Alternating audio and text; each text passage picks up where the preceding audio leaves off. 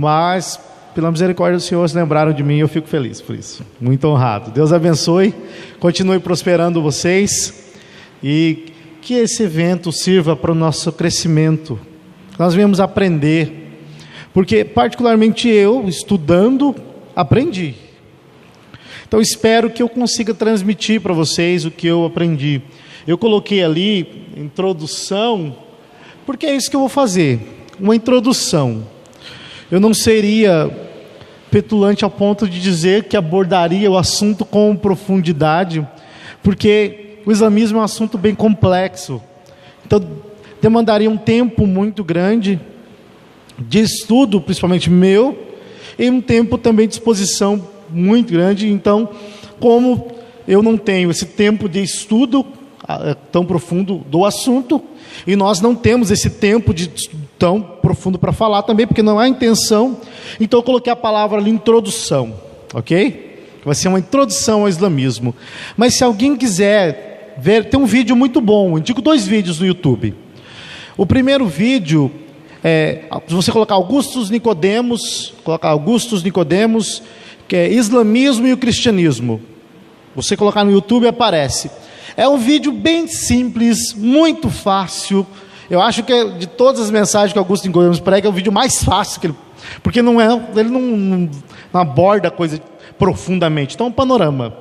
E o segundo vídeo é um documentário sobre o islamismo.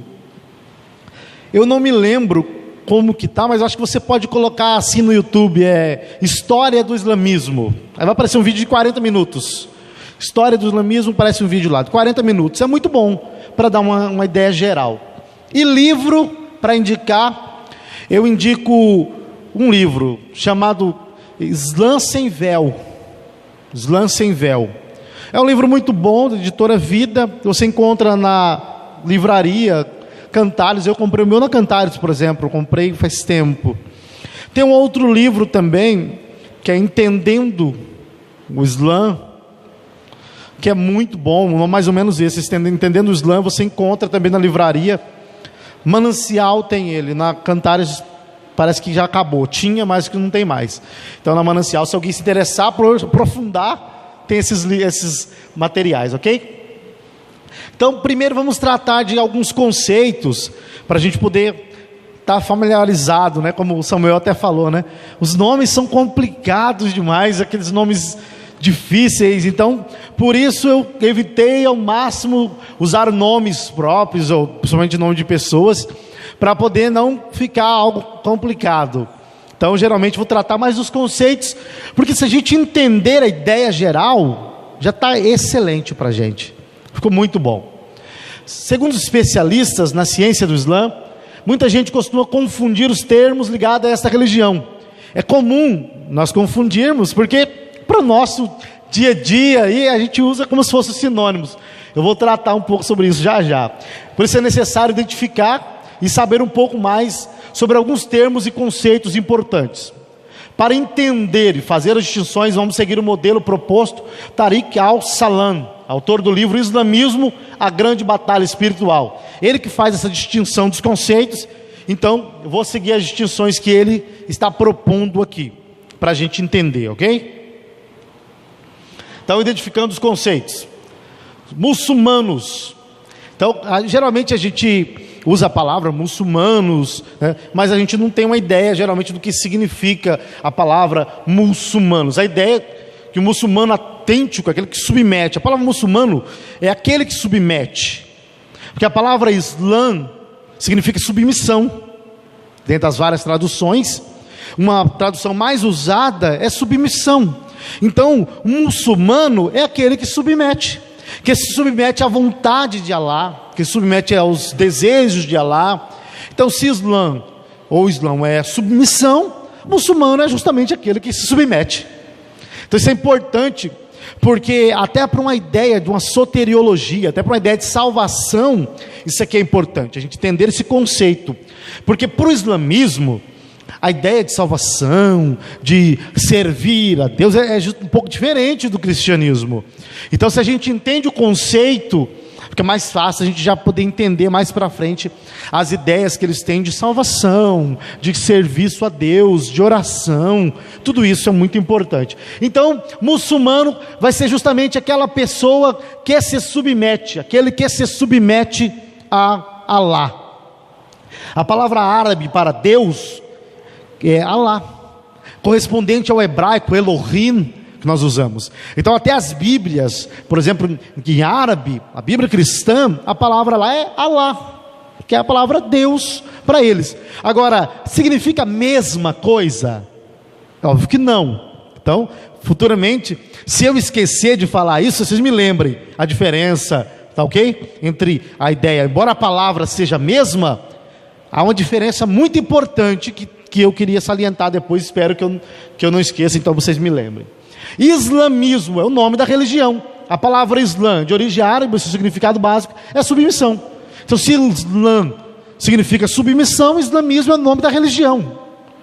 Então, isso é importante a gente ter em mente, porque às vezes a gente usa islamismo, muçulmano, Islã, e pensa que tudo tem um mesmo sentido, mas embora sejam bem semelhantes, há algumas diferenças.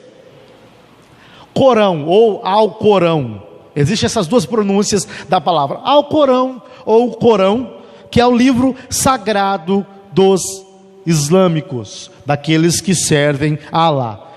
É o livro sagrado deles, segundo a tradição. O conteúdo foi revelado a Muhammad, ou Maomé, como a gente mais conhece, né? Mas a pronúncia que eles usam mesmo é Muhammad, que é o profeta, mas para a gente, Maomé. Gabriel aparece para Maomé e revela para ele o conteúdo que vai ser inserido, ou fazer parte, por assim dizer, do Alcorão. O profeta era milagrosa, que teve os ensinamentos e pôde transmitir aos fiéis. O Alcorão não ficou pronto necessariamente no tempo de vida de Maomé. Ele vai ficar pronto, ou ser finalizado mais especificamente, segundo algumas vertentes, após o terceiro califa, que vai prosseguir. Só para ficar claro, o movimento islâmico não é um movimento monolítico, um movimento unificado, sólido, que você tem uma única vertente. É igual ao cristianismo. Cristianismo tem muito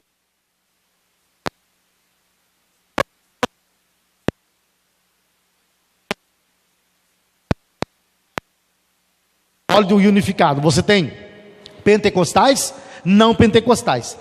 Mas dentro dos pentecostais, não é um movimento só também. Dentro dos pentecostais, você tem pentecostais carismáticos, pentecostais clássicos e neopentecostais.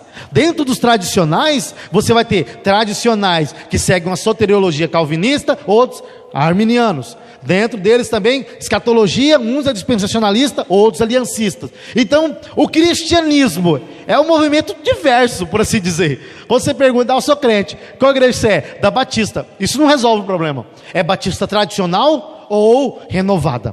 A renovada. Ah, mas vocês, na soteriologia, vocês são arminianos ou calvinistas? Ah, somos calvinistas. E na escatologia? Ah, dispensacionalista. Porque é um movimento muito multifacetado. O islamismo é do mesmo jeito, da mesma forma. Então tem muitas vertentes. Então eu vou tentar seguir, vou falar que mais que você encontra mais registro, né? Mas se você for ler, você vai encontrar dentro do islamismo uma miríade de informações, muitos assuntos. Da mesma forma que o cristianismo também é bem multifacetado.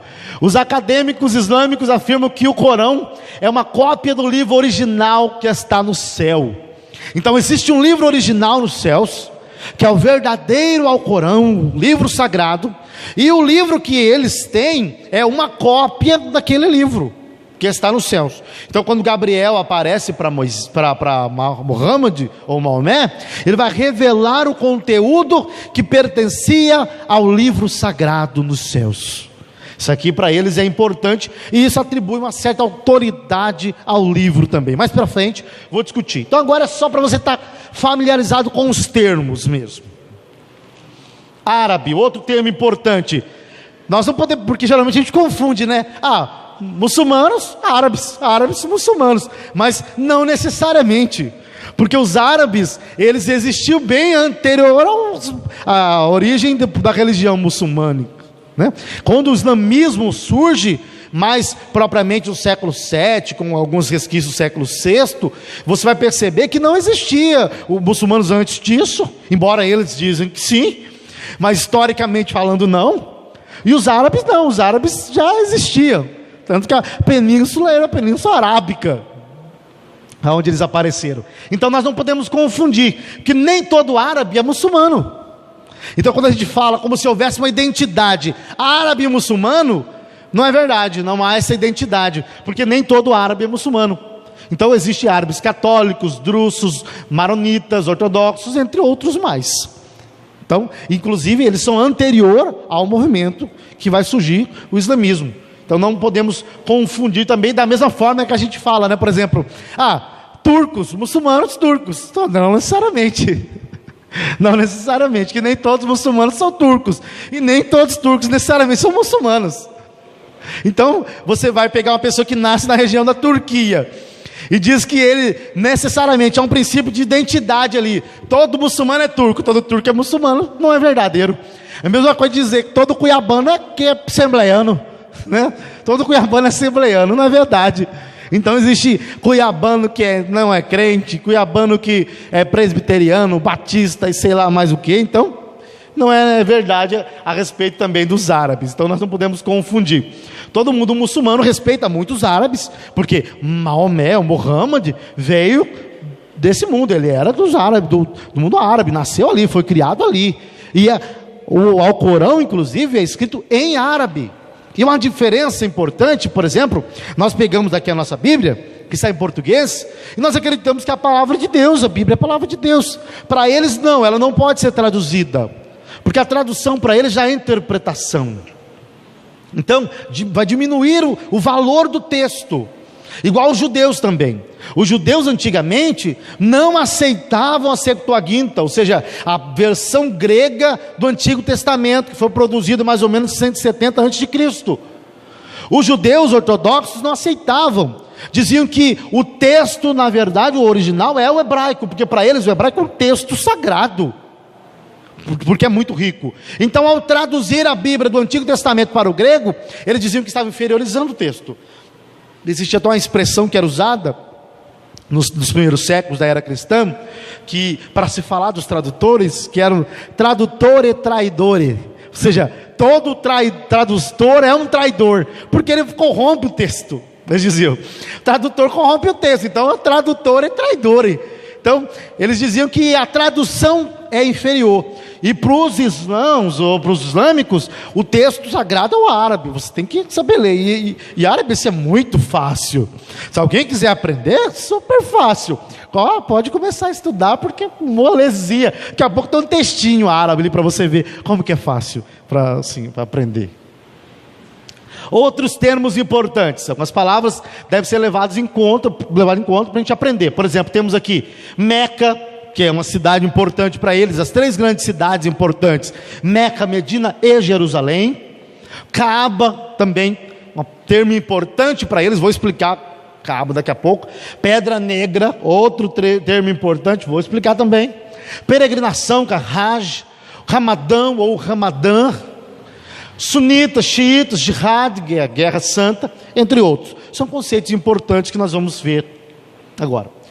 Kaaba, casa de Deus. Está vendo esse monumento aqui, forma cúbica? Isso é chamado de Kaaba. Ele é chamado de a casa de Deus. É algo muito importante para os judeus. Está em Meca, na cidade de Meca. E é extremamente importante para os islâmicos. Eu falei judeus, não islâmicos, confundindo aqui. Extremamente importante para eles. De forma que são islâmicos. Está vendo? De forma que todos eles, uma vez na vida, têm que fazer uma peregrinação a este lugar, se possível for, porque é um lugar sagrado, é considerado a casa de Deus, Kaaba, a casa de Deus, é muito importante para eles. E por que é importante? Segundo a tradição, ela foi construída por Abraão e por seu filho Ismael. Foi construída por Abraão e por Ismael, depois de algum tempo foi destruída, e depois foi restaurado de novo. Inclusive Maomé foi um daqueles que ajudou a restaurar a Kaaba. Então ela é muito importante. Kaaba significa construção quadrada. E por que ela é tão importante assim? Porque na Kaaba está a pedra negra. Olha só, isso aqui é a pedra negra aqui dentro. Isso aqui é uma base de metal, porque como a pedra negra foi se fragmentando, e ela foi se dissolvendo com o tempo, então para não se fragmentar toda, eles colocaram em volta dela esse metal para poder resguardar a sua integridade, para que ela não se perdesse. De acordo com a tradição, ela veio do céu. Os estudiosos céticos dizem que é um meteorito. O meteorito caiu do céu, alguém achou e diz, é uma pedra sagrada, né? É uma pedra sagrada. Mas para os islâmicos não. Para os islâmicos, ela caiu no jardim do Éden. Quando Adão e Eva pecaram, Deus os expulsa do jardim. Então Alá, né, usar o termo para ele, Alá, de Deus, é a mesma coisa que a palavra Alá, como já disse, é a palavra árabe para Deus. Então Alá expulsa eles do jardim, e aí Alá, misericordioso que envia essa pedra, que a princípio era branca, não era negra, era branca, para Adão, né? Foi oferecida a Adão, depois de Deus ter expulso do paraíso, para absorver os seus pecados. A lenda conta que a pedra era inicialmente branca, tendo tornado-se preta por ter vindo acumular os pecados dos homens. Então, a princípio, a pedra era branca, mas como ela começou a acumular os pecados, principalmente de Adão e Eva ali, quando eles pecaram e foram expulsos, então ela se tornou preta, negra, por causa do pecado. A tradição vai dizer que a pedra foi dada a Abraão pelo anjo Gabriel. Diz ainda que conserva a pegada de Abraão. Se você chegar perto dela, tem a pegada ali de Abraão. Não sei o que Abraão estava fazendo, não sei se ele pisou ou se ele pegou, não sei se a pedra era tão mole assim que conseguiu pegar, mas é uma coisa assim que tem a pegada de Abraão ali, né? Não sei de que jeito, mas tem. E ela fica aqui numa parte angular da Caba. Então a Caba tem a pedra negra. Isso é muito importante para eles. Nós temos aqui, ó, tá vendo a Caba? Dentro delas, antigamente, tinha ídolos. A Caba, só para entender, já era um monumento de adoração na cidade de Meca. Meca, antes de Maomé ter as visões e tudo mais, Meca já era um lugar importante, porque era um centro de adoração politeísta. Então Meca já era um lugar onde chamava a atenção de muitas pessoas, porque as pessoas iam para lá, para fazer os seus comércios, era um centro econômico muito importante, mas também um centro religioso, onde a Caba concentrava vários deuses dentro dela, vários deuses que eram centro de adoração, mas não tinha ainda, não tinha toda essa notoriedade como vai ganhar. Hoje milhões de pessoas vão para lá, milhões e milhões de pessoas. Então com Maomé, ele quando invade Meca, retoma Meca, ele pega a Caba e não vai destruir Caba, mas vai ressignificar o lugar, dizendo, não, agora Caba é um lugar importante para nós também. E ele faz de Caba um lugar importante para a fé islâmica também. Coloca aqui, ó, tá vendo a pedra negra aqui? Pedra negra aqui. Então a Caba é bem alta, 14 metros de altura, é um monumento bem grande. Na peregrinação é bom que eles tentem beijar a pedra, mas como vai milhões de pessoas, ninguém consegue beijar, é difícil. Então pelo menos orar em direção. Tanto é que todos eles, nas 5 orações que fazem durante o dia, de manhã, almoço, um pouco mais à tarde, anoitecendo e bem já à noite mesmo, eles fazem em direção a Meca por causa de Caba, por causa desse lugar, que é um lugar importante, por causa dessa pedra que está lá. Então aqui, ó, nós temos um exemplo de alguém, né, parece que está indo beijar, onde essa pedra está ali dentro ali. Se você colocar no YouTube, você consegue encontrar inclusive alguns vídeos que mostram várias imagens da Caba, é bem legal. E da pedra, a pedra negra não tem tanta imagem, mas tem algumas imagens. Então Caba é um lugar muito importante para os islâmicos também. Hajj é o nome dado à peregrinação realizada à cidade santa, no caso a Meca, pelos muçulmanos. Aqui, ó, nós temos exemplo, ó, está aqui a Caba, e ó, milhares e milhares de pessoas, estão vendo? Milhares e milhares de pessoas. Então toda pessoa que professa fé em Alá, uma vez na vida, ele tem que fazer essa peregrinação. Uma vez na vida ele tem que fazer essa peregrinação. Depois de entrar na grande mesquita de Meca, o peregrino efetua Tawaf, que consiste em realizar 7 voltas à Caba. Inclusive, a multidão é tão grande, eles andam em sentido anti-horário, porque para eles isso mostra que o tempo ali não tem sentido nenhum. Tempo, espaço, são construções. Eles vão dizer que quando chega em Meca, o lugar sagrado, a casa de Deus, tempo e espaço não tem mais o sentido que tem, não tem mais o valor que tem. Então, para mostrar como que tempo e espaço perde o sentido, eles andam anti-horário, dão uma volta de forma anti-horário. E algumas pessoas demoram 8 horas para fazer as 7 voltas. 8 horas, é muito extenso. As pessoas mais jovens conseguem fazer em 2 horas ou mais. Só que a grande dificuldade é o número de pessoas. Então, como muitos não conseguem chegar perto para beijar a pedra, então eles vão fazendo a volta e fazem suas orações direcionadas aí à Caba, que é muito importante para eles. Então é muito importante essa peregrinação. Eles precisam, se alguma pessoa não tem condições de ir fisicamente, ela tem que enviar alguém de seu nome para ir, mas tem que ir. Tem que ir. É algo extremamente importante para eles. Península Arábica. Nós temos aqui, né, a grande divisão aqui Egito e tudo mais. Depois, hoje em dia, todos esses lugares aqui são quase todos islamizados. Quase todos islamizados. O islamismo alcançou todos esses lugares aqui, e você percebe que todos esses lugares, quase que todos abraçaram o islamismo. Então nós temos aqui a Arábia Saudita, aqui todos pertencem à Península Arábica. Não sou muito bom em geografia, mas pelo que eu pesquisei, né, aqui todos pertencem. Temos também Kuwait que pertence.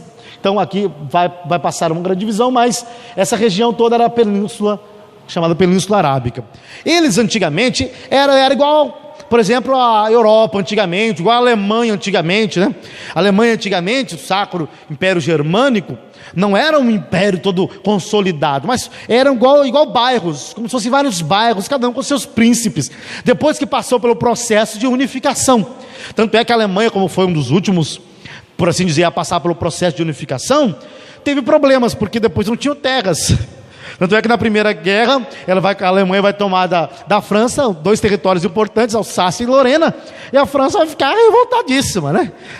Então você percebe que essa região, a Península Arábica, era assim também, não havia passado por um processo de unificação ainda. Então eram regiões, mas fragmentadas. Então existiam vários deuses, várias tribos nômades. Nós não podemos pensar esse lugar, por exemplo, como nós pensamos Cuiabá, uma cidade unificada, ou Mato Grosso. Não, eram lugares fragmentados, não existia uma grande pessoa que mandava em tudo. Eram centros pequenos ali, cada um com seus deuses, cada um com seus costumes, e geralmente eles viviam uma vida nômade, tinham o costume de viajar com caravanas. Então essa região era muito fragmentada, e isso, inclusive, em certo sentido, vai ajudar até o favorecimento ou expansão do islamismo, porque quando Maomé que tinha grande influência nessa região, porque era uma pessoa muito rica, no caso com a viúva, e fazia viagens também com caravanas. Quando ele começa a pregar a respeito de Alá, e as pessoas, depois de muita resistência, vão aderir ao islamismo, essa região vai passar por um processo de unificação. Então a Península Arábica vai passar por um processo de unificação com o islamismo. O islamismo funcionou como um princípio catalisador ali, que vai fazer uma grande unificação nessa região, e por isso que o islamismo se torna uma grande potência depois. Porque ele pega, por exemplo, como se fosse vários bairros ali, várias famílias, cada um vivendo com seus deuses, com seus costumes, e aí vai comercializar um com o outro. Mas quando o Maomé vem, e depois que o islamismo vai ser aderido, então agora eles tinham um centro de unificação, uma mesma fé. Isso facilitava até as negociações, por assim dizer, facilitava o comércio, facilitava as viagens, porque agora todos professavam a mesma fé. Há um princípio de segurança, é estilo a Pax Romana, que Roma vai estabelecer, ok? A Península Arábica e seu ambiente pré-islâmico. Quando Muhammad nasceu em 570, Maomé, né? Em Meca, Arábia Saudita, havia um ambiente de adoração a muitos deuses. Como eu já disse, eles eram politeístas, então eles não eram monoteístas. Existem 3 grandes termos: politeísmo, monoteísmo e enoteísmo. Politeísmo é pessoas que adoram vários deuses. vários deuses. Então, são politeístas, adoram vários deuses. Monoteísmo, aqueles que consideram a existência de um único Deus, que nós cristãos somos monoteístas. Estamos na existência de um único Deus Todo-Poderoso. Então, existem 3 grandes religiões que são monoteístas. Os islâmicos são monoteístas, os judeus são monoteístas, e os cristãos, cristianismo é monoteísta. E existe também o enoteísmo. Enoteísmo não é muito falado, mas o enoteísmo, eles consideram que existem outros deuses, mas existe só um Deus todo-poderoso que é maior que todos. Enoteísmo. Então o enoteísmo acredita que existem outros deuses, mas existe um Deus que está acima de todos, que é o Deus que eles professam. Nós não somos enoteístas, nós somos monoteístas. Acreditamos que existe um único Deus todo-poderoso, criador dos céus e da terra. Então nós somos monoteístas. Mas tem essas 3 grandes divisões aí: monoteísmo, enoteísmo, politeísmo. Eles eram politeístas, adoravam vários deuses, não eram monoteístas. Mas o monoteísmo já existia, porque tanto judeus quanto cristãos eram monoteístas. Quando Mohammed nasceu, então ele cresce em um ambiente que era totalmente politeísta. Supõe-se que havia aproximadamente 366 deuses ali naquela região que eram adorados. Agora imagina, 366 deuses. Se você fosse acender uma vela para cada um deles, você estava enrolado, porque tinha que ser mais ou menos uma para o ano, né? E ainda sobrava um ali, a menos que fosse ano bissexto, pelo que eu me lembro. Havia comunidades zoroastrianos, por exemplo, que influenciou a Pérsia. O zoroastrismo influenciou de forma muito intensa a Pérsia. Então, eles também exerciam uma influência muito grande nessa região. Judeus e cristãos haviam influenciado o formato religioso, por assim dizer, dessa grande região. O cristianismo era muito fraco nessa época, nessa região, e sofria uma influência judaica muito forte. Ambas as comunidades, tanto judaicas quanto cristãs, eram conhecidas como o povo do livro, por causa da Bíblia, ou a Torá dos judeus, ou o Taná. Os judeus chamam o Antigo Testamento de Taná, e o Novo Testamento, para eles, vai ser chamado de Brit Hadashah, mas os judeus ortodoxos mesmo não consideram o Novo Testamento como livro. Para eles o Novo Testamento é uma invenção, uma criação de Roma, né? Mas os judeus messiânicos mesmo, eles chamam o Novo Testamento de Brit Hadashah, e o Antigo Testamento de Taná, que é a junção de Torá, Ketuvim e Neviim, que são a lei, os profetas e os escritos. Então existiam o povo do livro, que eram os judeus e os cristãos, que existiam naquela época, mas eles não exerciam grande influência nessa região, na Península Arábica. Nem judeus e nem cristãos exerciam influências na Península Arábica, de tal forma que o politeísmo continuava existindo de maneira solta e livre. O ambiente da cidade de Meca era tolerante aos seus habitantes, então tinha muita gente ali que professava diversos tipos de fé, porque eles eram tolerantes. Mas muito do conhecimento sobre o judaísmo e cristianismo tinha como base fontes talmúdicas e apócrifas. Então, embora eles fossem adeptos a vários deuses, eles não tinham conhecimento do cristianismo de forma saudável. Eles conheciam o cristianismo por livros apócrifos. Por exemplo, nós sabemos que existem vários evangelhos. Tem o evangelho, por exemplo, de Tomé, o evangelho de Felipe. Tem o evangelho, por exemplo, de Judas, onde Judas é um grande herói. No evangelho de Judas, Jesus fala para Judas: Judas, você tem que me trair, Judas, porque só você entendeu o meu plano. Aí Judas fala: Senhor, mas eu não posso fazer isso. Aí Jesus fala: mas você tem que fazer. Então no evangelho de Judas, Judas é um herói. Tem o evangelho de Maria Madalena, onde Maria Madalena foi a líder. Jesus dá a liderança da igreja para ela, no evangelho de Maria Madalena. O evangelho de Felipe, onde vai estar escrito bem assim, que a mulher, ao se converter, tem que se transformar em homem. O evangelho que já pregava um certo ódio à mulher. O evangelho de Tomé, que é o evangelho que desconsidera o nascimento virginal de Cristo, morte e ressurreição. É um evangelho gnóstico. Então existem milhares de evangelhos, só para citar alguns. E eles tinham contato com o cristianismo através de escritos apócrifos desses evangelhos. E hoje em dia, irmãos, está reacendendo o interesse por esses evangelhos. Existe uma região do Egito, que é Nag Hammadi, onde encontraram vários evangelhos. E aí muitos pregadores hoje em dia pregam desses evangelhos, né? Como se os nossos evangelhos da Bíblia não fossem suficiente. Então tem muita coisa da Bíblia para a gente pregar, mas tem gente que acha que é pouco e prega outros evangelhos apócrifos também. né, aquelas ideias, por exemplo, de que Jesus e Judas estavam sentados lado a lado quando era criança. Aí Judas deu um murro no lado de Jesus, pá! No lado onde Judas bateu, foi o lado onde a lança perfurou Jesus na cruz. Isso é um evangelho apócrifo. É o evangelho de Pedro, a infância de Jesus. Aí quando Dimas gemas na cruz, aí ele olha para Jesus e disse: lembra-te de mim quando entrares no paraíso. Na verdade ele estava falando de algo que aconteceu na infância, quando Jesus com Maria e José estavam passando pelo Egito, e aí eles eram salteadores, iam roubar Jesus. Um disse: não rouba não faz isso com ele não. Então esse ladrão que poupou a vida de Jesus é o mesmo ladrão que estava com Jesus na cruz, e agora ele diz: lembra de mim, eu poupei sua vida um dia lá atrás. Evangelhos apócrifos não está na Bíblia. Então eles tinham conhecimento das Escrituras através desses evangelhos, mas esses evangelhos são evangelhos gnósticos, que não trazem a verdade das Escrituras. Então a região da Península Arábica não conhecia o verdadeiro cristianismo. Então se você pega, por exemplo, o Alcorão, tem influências dessas fontes. E eles tinham também o conhecimento, por exemplo, das fontes talmúdicas. O Talmud é um livro dos judeus que vai começar a ser produzido mais ou menos ali em 130, por exemplo, com o Rabino Akiva, onde com a perseguição do imperador Adriano, ele vai querer colocar no papel tudo que ele sabia, porque era tradição oral, para não se perder, eles começam a escrever. E esse processo demora até mais ou menos o século V, VI.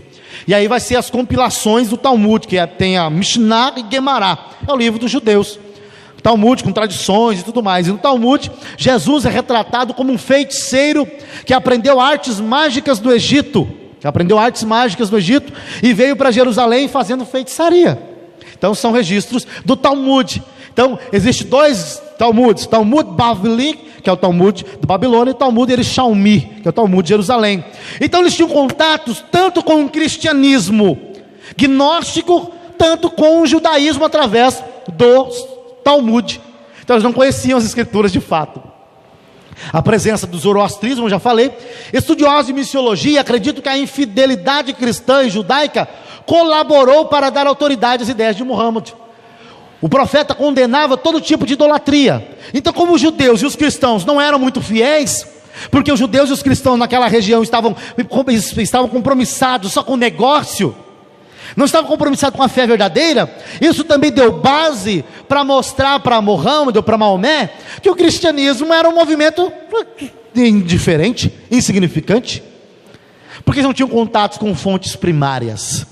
E nós que estudamos sabemos que fonte primária é muito importante.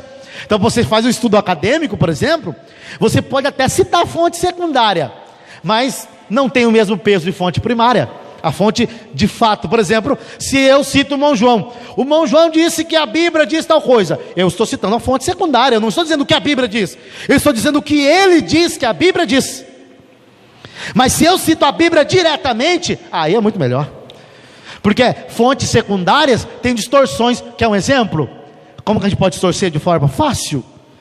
Quando eu falo sobre hermenêutica, quando eu aula sobre hermenêutica, eu uso esse exemplo. A gente sempre cita, e a gente está acostumado a dizer que Jesus falou bem assim, lá em Mateus capítulo 17, Jesus disse: se tiveres fé do tamanho de um grão de mostarda, então direis a este monte. A gente cita isso direto, mas Jesus não falou isso. Jesus nunca disse isso. Jesus não falou isso de forma alguma. Jesus disse: se tiver fé como um grão de mostarda. Não do tamanho do grão de mostarda. Do tamanho é por sua conta, você que incluiu. Jesus não falou isso não. Jesus já tinha acabado de condenar eles por causa da pequena fé. Ele estava tentando expulsar um demônio, não conseguia. Jesus desceu do monte, ele disse: por que não conseguimos? Jesus disse: por causa da vossa pequena fé. Aí agora Jesus olha para ele e diz: mas se a tua fé for do tamanho do grão de mostarda, menor da semente, contradição. Se ele acabou de condenar um homem porque tem pequena fé, agora diz que se a fé fosse pequena, ele conseguia? Não é isso que Jesus está dizendo. Se tivesse a fé como um grão de mostarda. Por que como um grão de mostarda? Porque o grão de mostarda é uma semente pequena, mas ela cresce e desenvolve. Então é a diferença.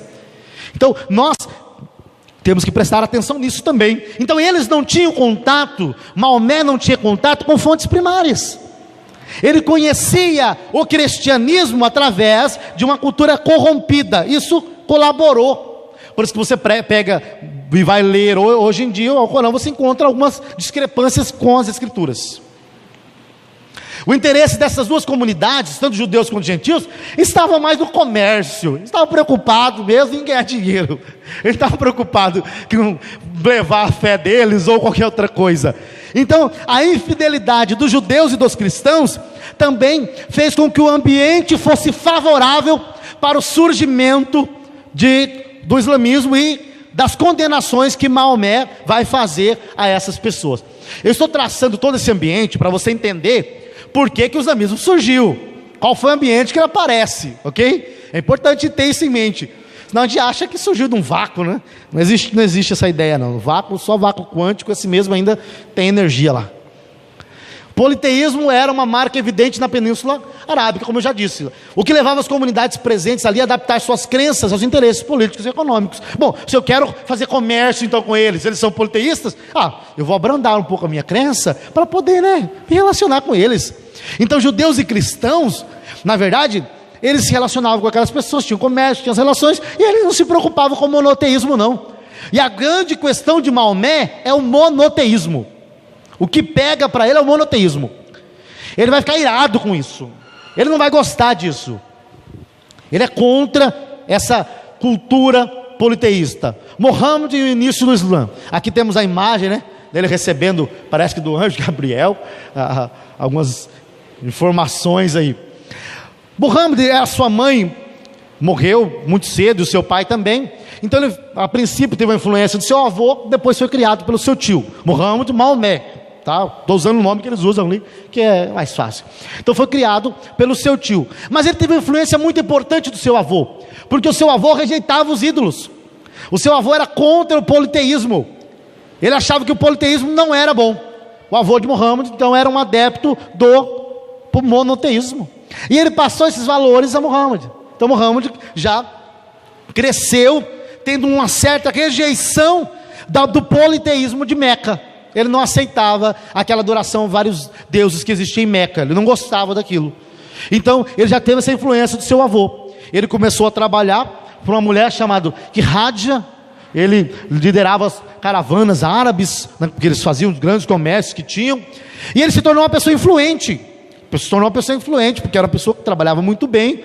E aí depois ele vai casar com Khadija. Ela era aproximadamente 15 anos mais velha que ele, era uma viúva. Ele se casa com ela. Ela era uma mulher muito rica. Como ela era uma mulher muito rica, ele se casa com ela. Então agora ele não precisava trabalhar tanto igual antes, porque ela era rica, então ele ficou administrando, administrando os bens dela, cuidando das coisas dela. E a partir desse momento, porque ele podia ter mais tempo, porque agora ele tinha uma situação financeira melhor, ele começou então a sua busca espiritual. Ele começou a se dedicar mais na sua busca espiritual. E no Monte Hira era o lugar onde ele fazia suas orações, e começou a ter essa busca espiritual, que foi muito importante para ele.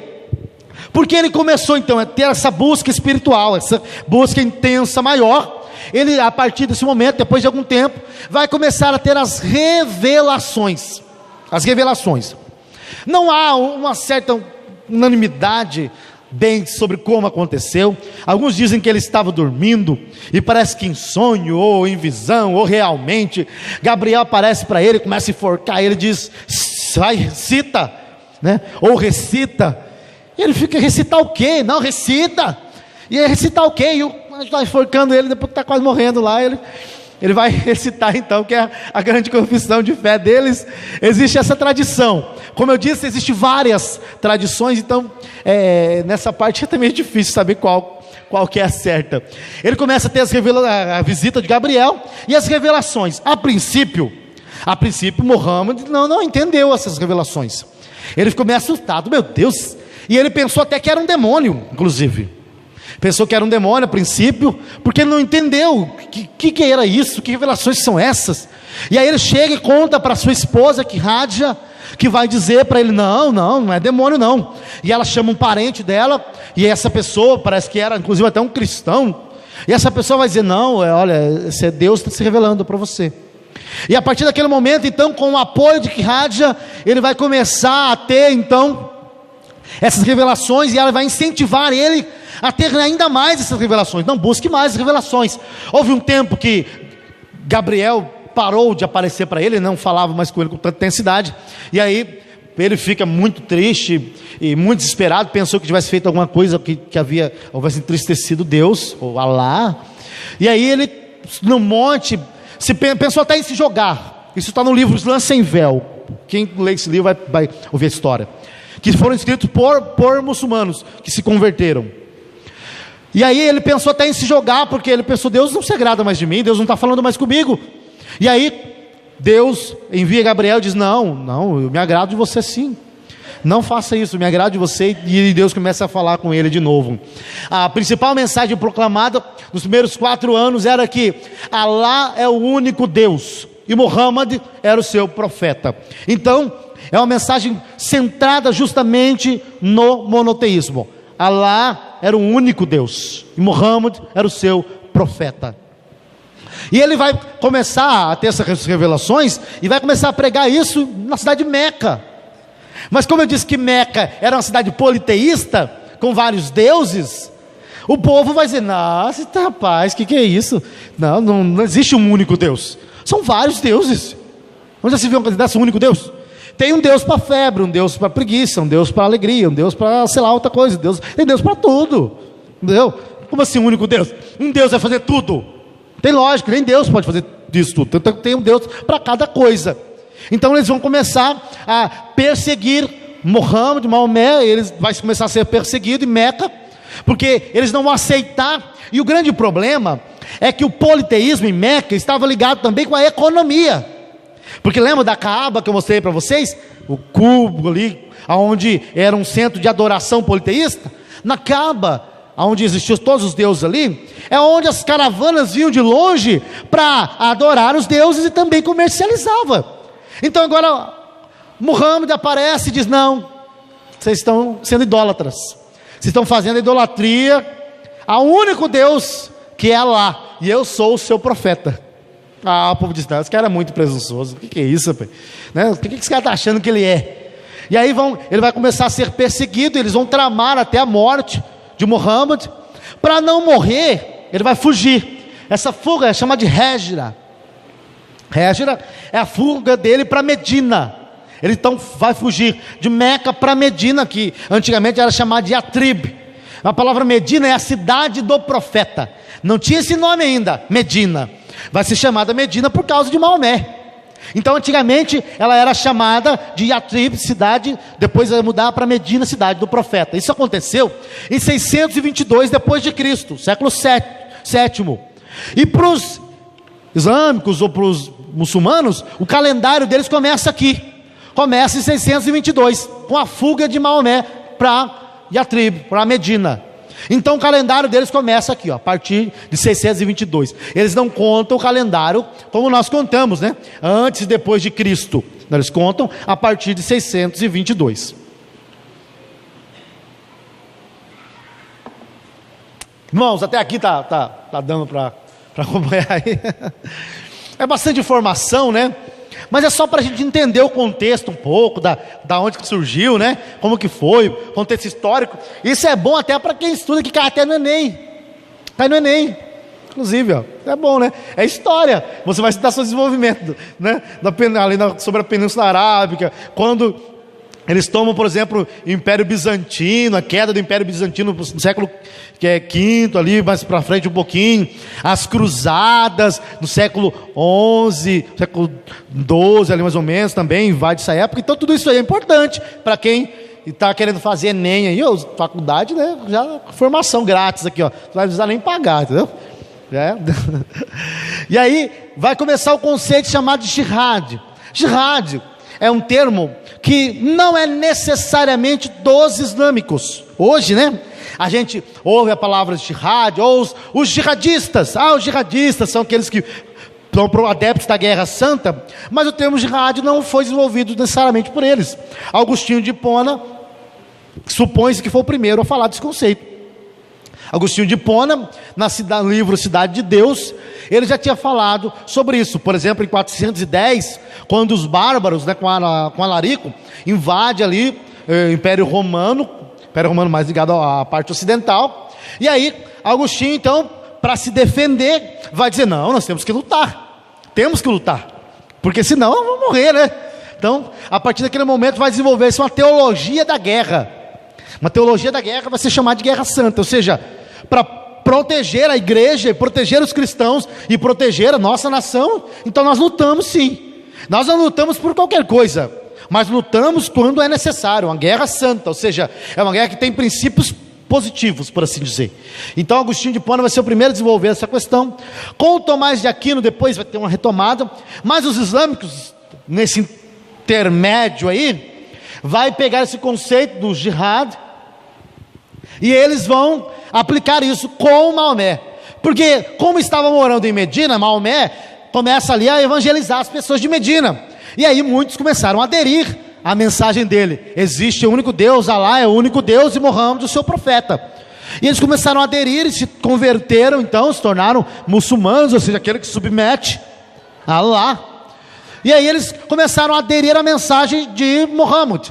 Mas como o islamismo começou a crescer, o que Muhammad pensou? Disse, olha, acabou o dinheiro, porque a sua esposa tinha morrido. Ela era rica, né? Mas como ele teve que fugir, a esposa já tinha morrido, dinheiro acabou, o que a gente vai fazer? Eles começaram a saquear caravanas de mercadores que passavam ali, e eles faziam isso por princípios positivos, segundo eles. Bom, Deus quer, Alá quer que a mensagem seja pregada, Alá quer que a mensagem de Alá seja difundida. Nós estamos sem dinheiro, precisamos comer, fomos expulsos, os pagãos nos perseguiram, precisamos de dinheiro.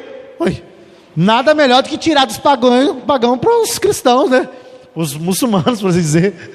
Então eles vão começar a saquear essas caravanas, e aí eles vão pegar esse dinheiro que vão usar. Como eles vão se solidificando, vão se tornando fortes, eles decidem então invadir, depois de algum tempo, depois de algumas outras guerras mais, invadir Meca. E aí quando invade Meca, eles vão tomar Meca, que é uma cidade importante para Muhammad, porque nasceu ali, e tomam Meca, vai na Kaaba, que eu já mostrei para vocês. Eles vão pegar a Kaaba e consagrar com a Kaaba agora a Alá. Então agora Meca vai se tornar uma grande cidade. Olha que interessante, porque quando chega na cidade de Medina, Muhammad, ele começou a pregar para os judeus e para os cristãos em Medina. E quando faziam oração, eles faziam oração direcionados para Jerusalém, a princípio, para Jerusalém. Mas como os judeus e os cristãos rejeitaram a mensagem de Muhammad, Muhammad ficou com raiva. Disse, não, vocês estão tudo pagão. Pagão, judeu pagão, cristão pagão, Jerusalém, então não é mais o centro. Aí a partir daquele momento ele deixa Jerusalém, porque ele queria que ao fazer isso, ao dar um valor a Jerusalém, queria ganhar o favor dos judeus e dos cristãos. Mas como não obteve, então ele vai colocar Meca como o lugar central. Tanto que para eles, né, existem 3 grandes cidades: Medina, Meca e Jerusalém. Mas, pelo que me parece, não tem nenhuma menção de Jerusalém no Alcorão, segundo David Hunt. David Hunt fala sobre isso, que não há nenhuma menção. Então nós podemos perceber que vai ressignificar o conceito de um lugar de adoração, né, para eles.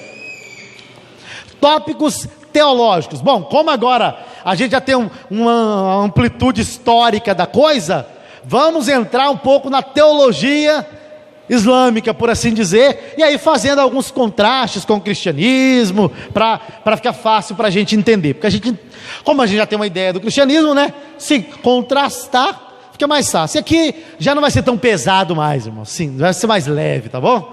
Aqui vai ser mais tranquilo agora.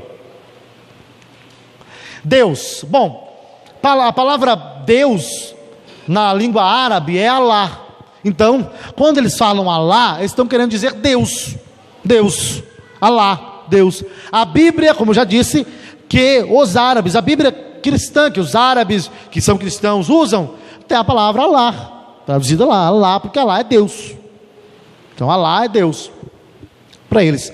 Existe uma insistência na afirmação de que Deus é único, aquela ideia do monoteísmo, muito forte. Para eles o monoteísmo é o pilar central, um dos pilares centrais da fé islâmica, o monoteísmo. Existe um único Deus, Alá é o único Deus, e Muhammad o seu profeta. Então, ele nunca teve um filho, dele nunca teve um filho. Isso é conversa fiada. Diz que Deus teve um filho, está mentindo, é um blasfemador. Deus nunca teve um filho. Eles acham que isso é anátema.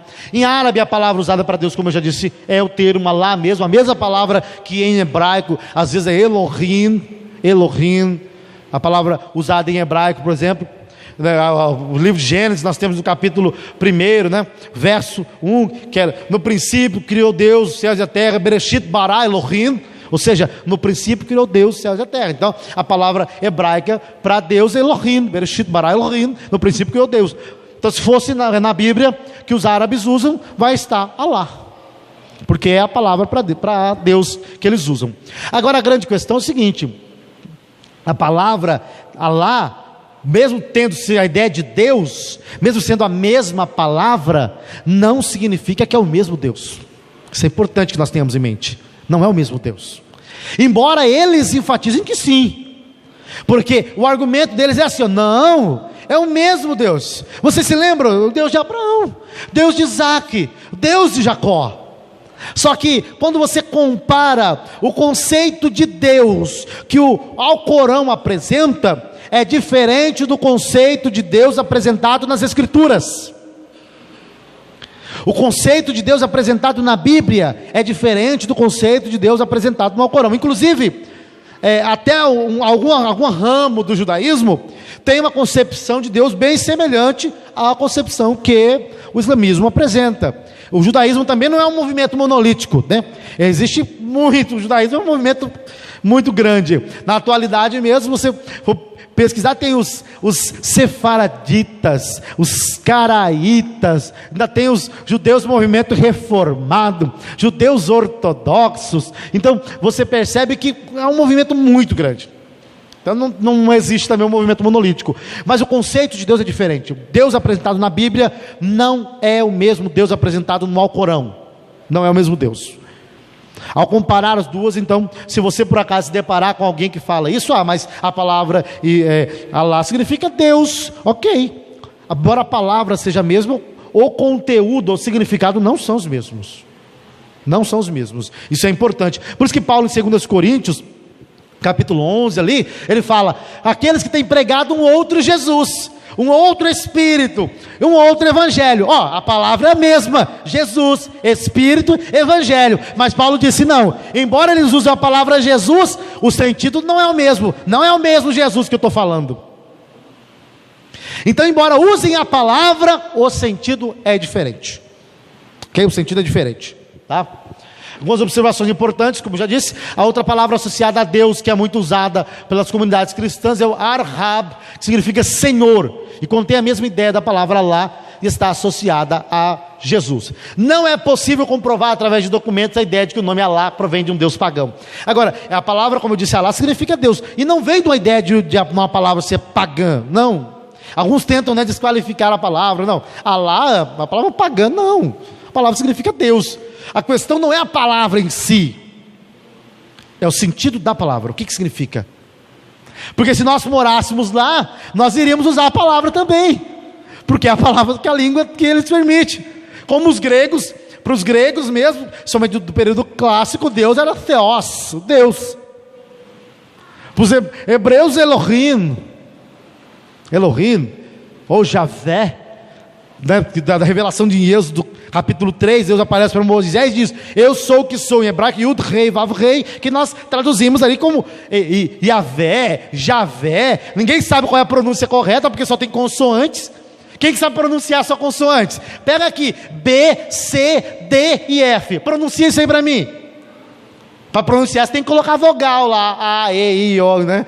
Então Elohim ou Javé é com vogal, mas para os judeus era esse nome. Então a palavra Allah é a palavra que era usada para significar ou se referir ao termo Deus.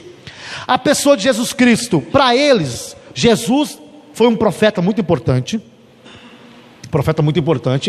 Eles têm Jesus, inclusive até a ideia do nascimento virginal é meio que aceito ali, mas é claro que não foi o Espírito Santo, mas foi o anjo Gabriel, que foi um certo sentido responsável ali por efetuar aquilo. Então Jesus é um profeta muito importante.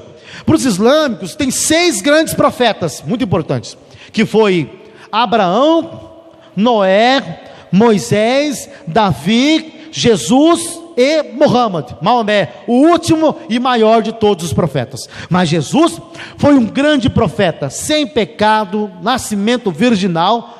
Mas agora não confunda, não venha dizer que ele era Deus ou filho de Deus, é uma blasfêmia isso aí.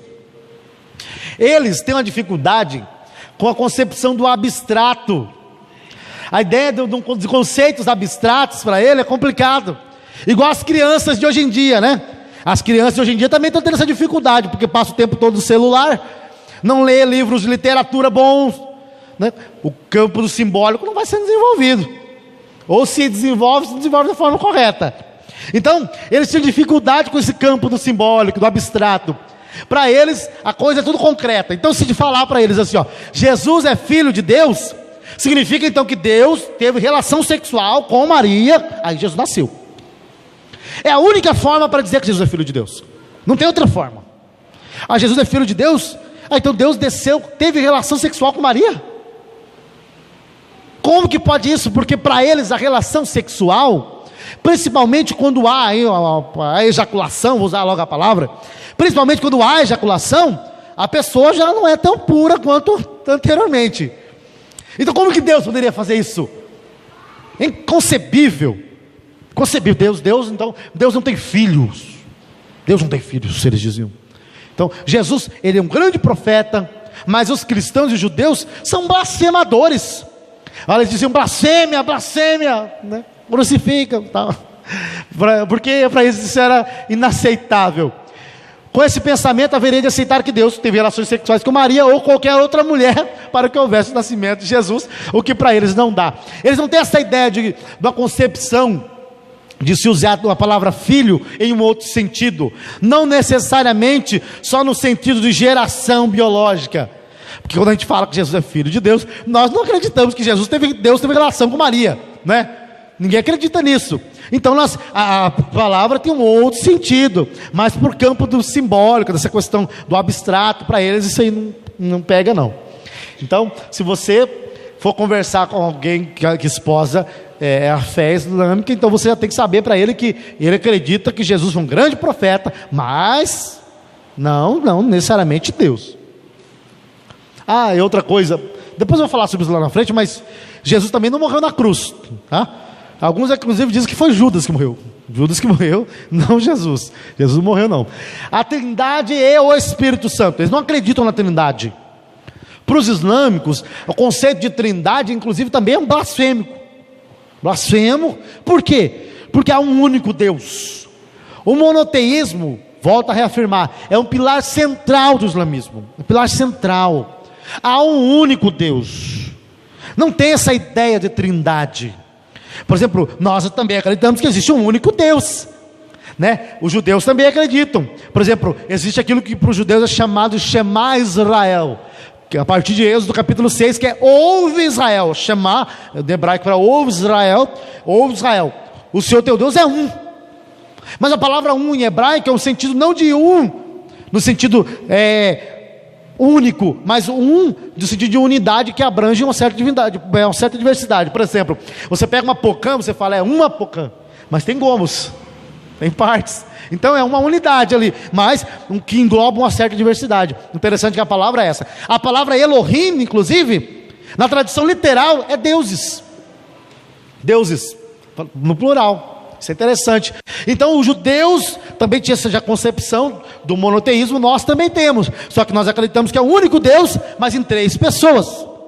O Filho é Deus, o Espírito Santo é Deus, o Pai é Deus, mas um único Deus.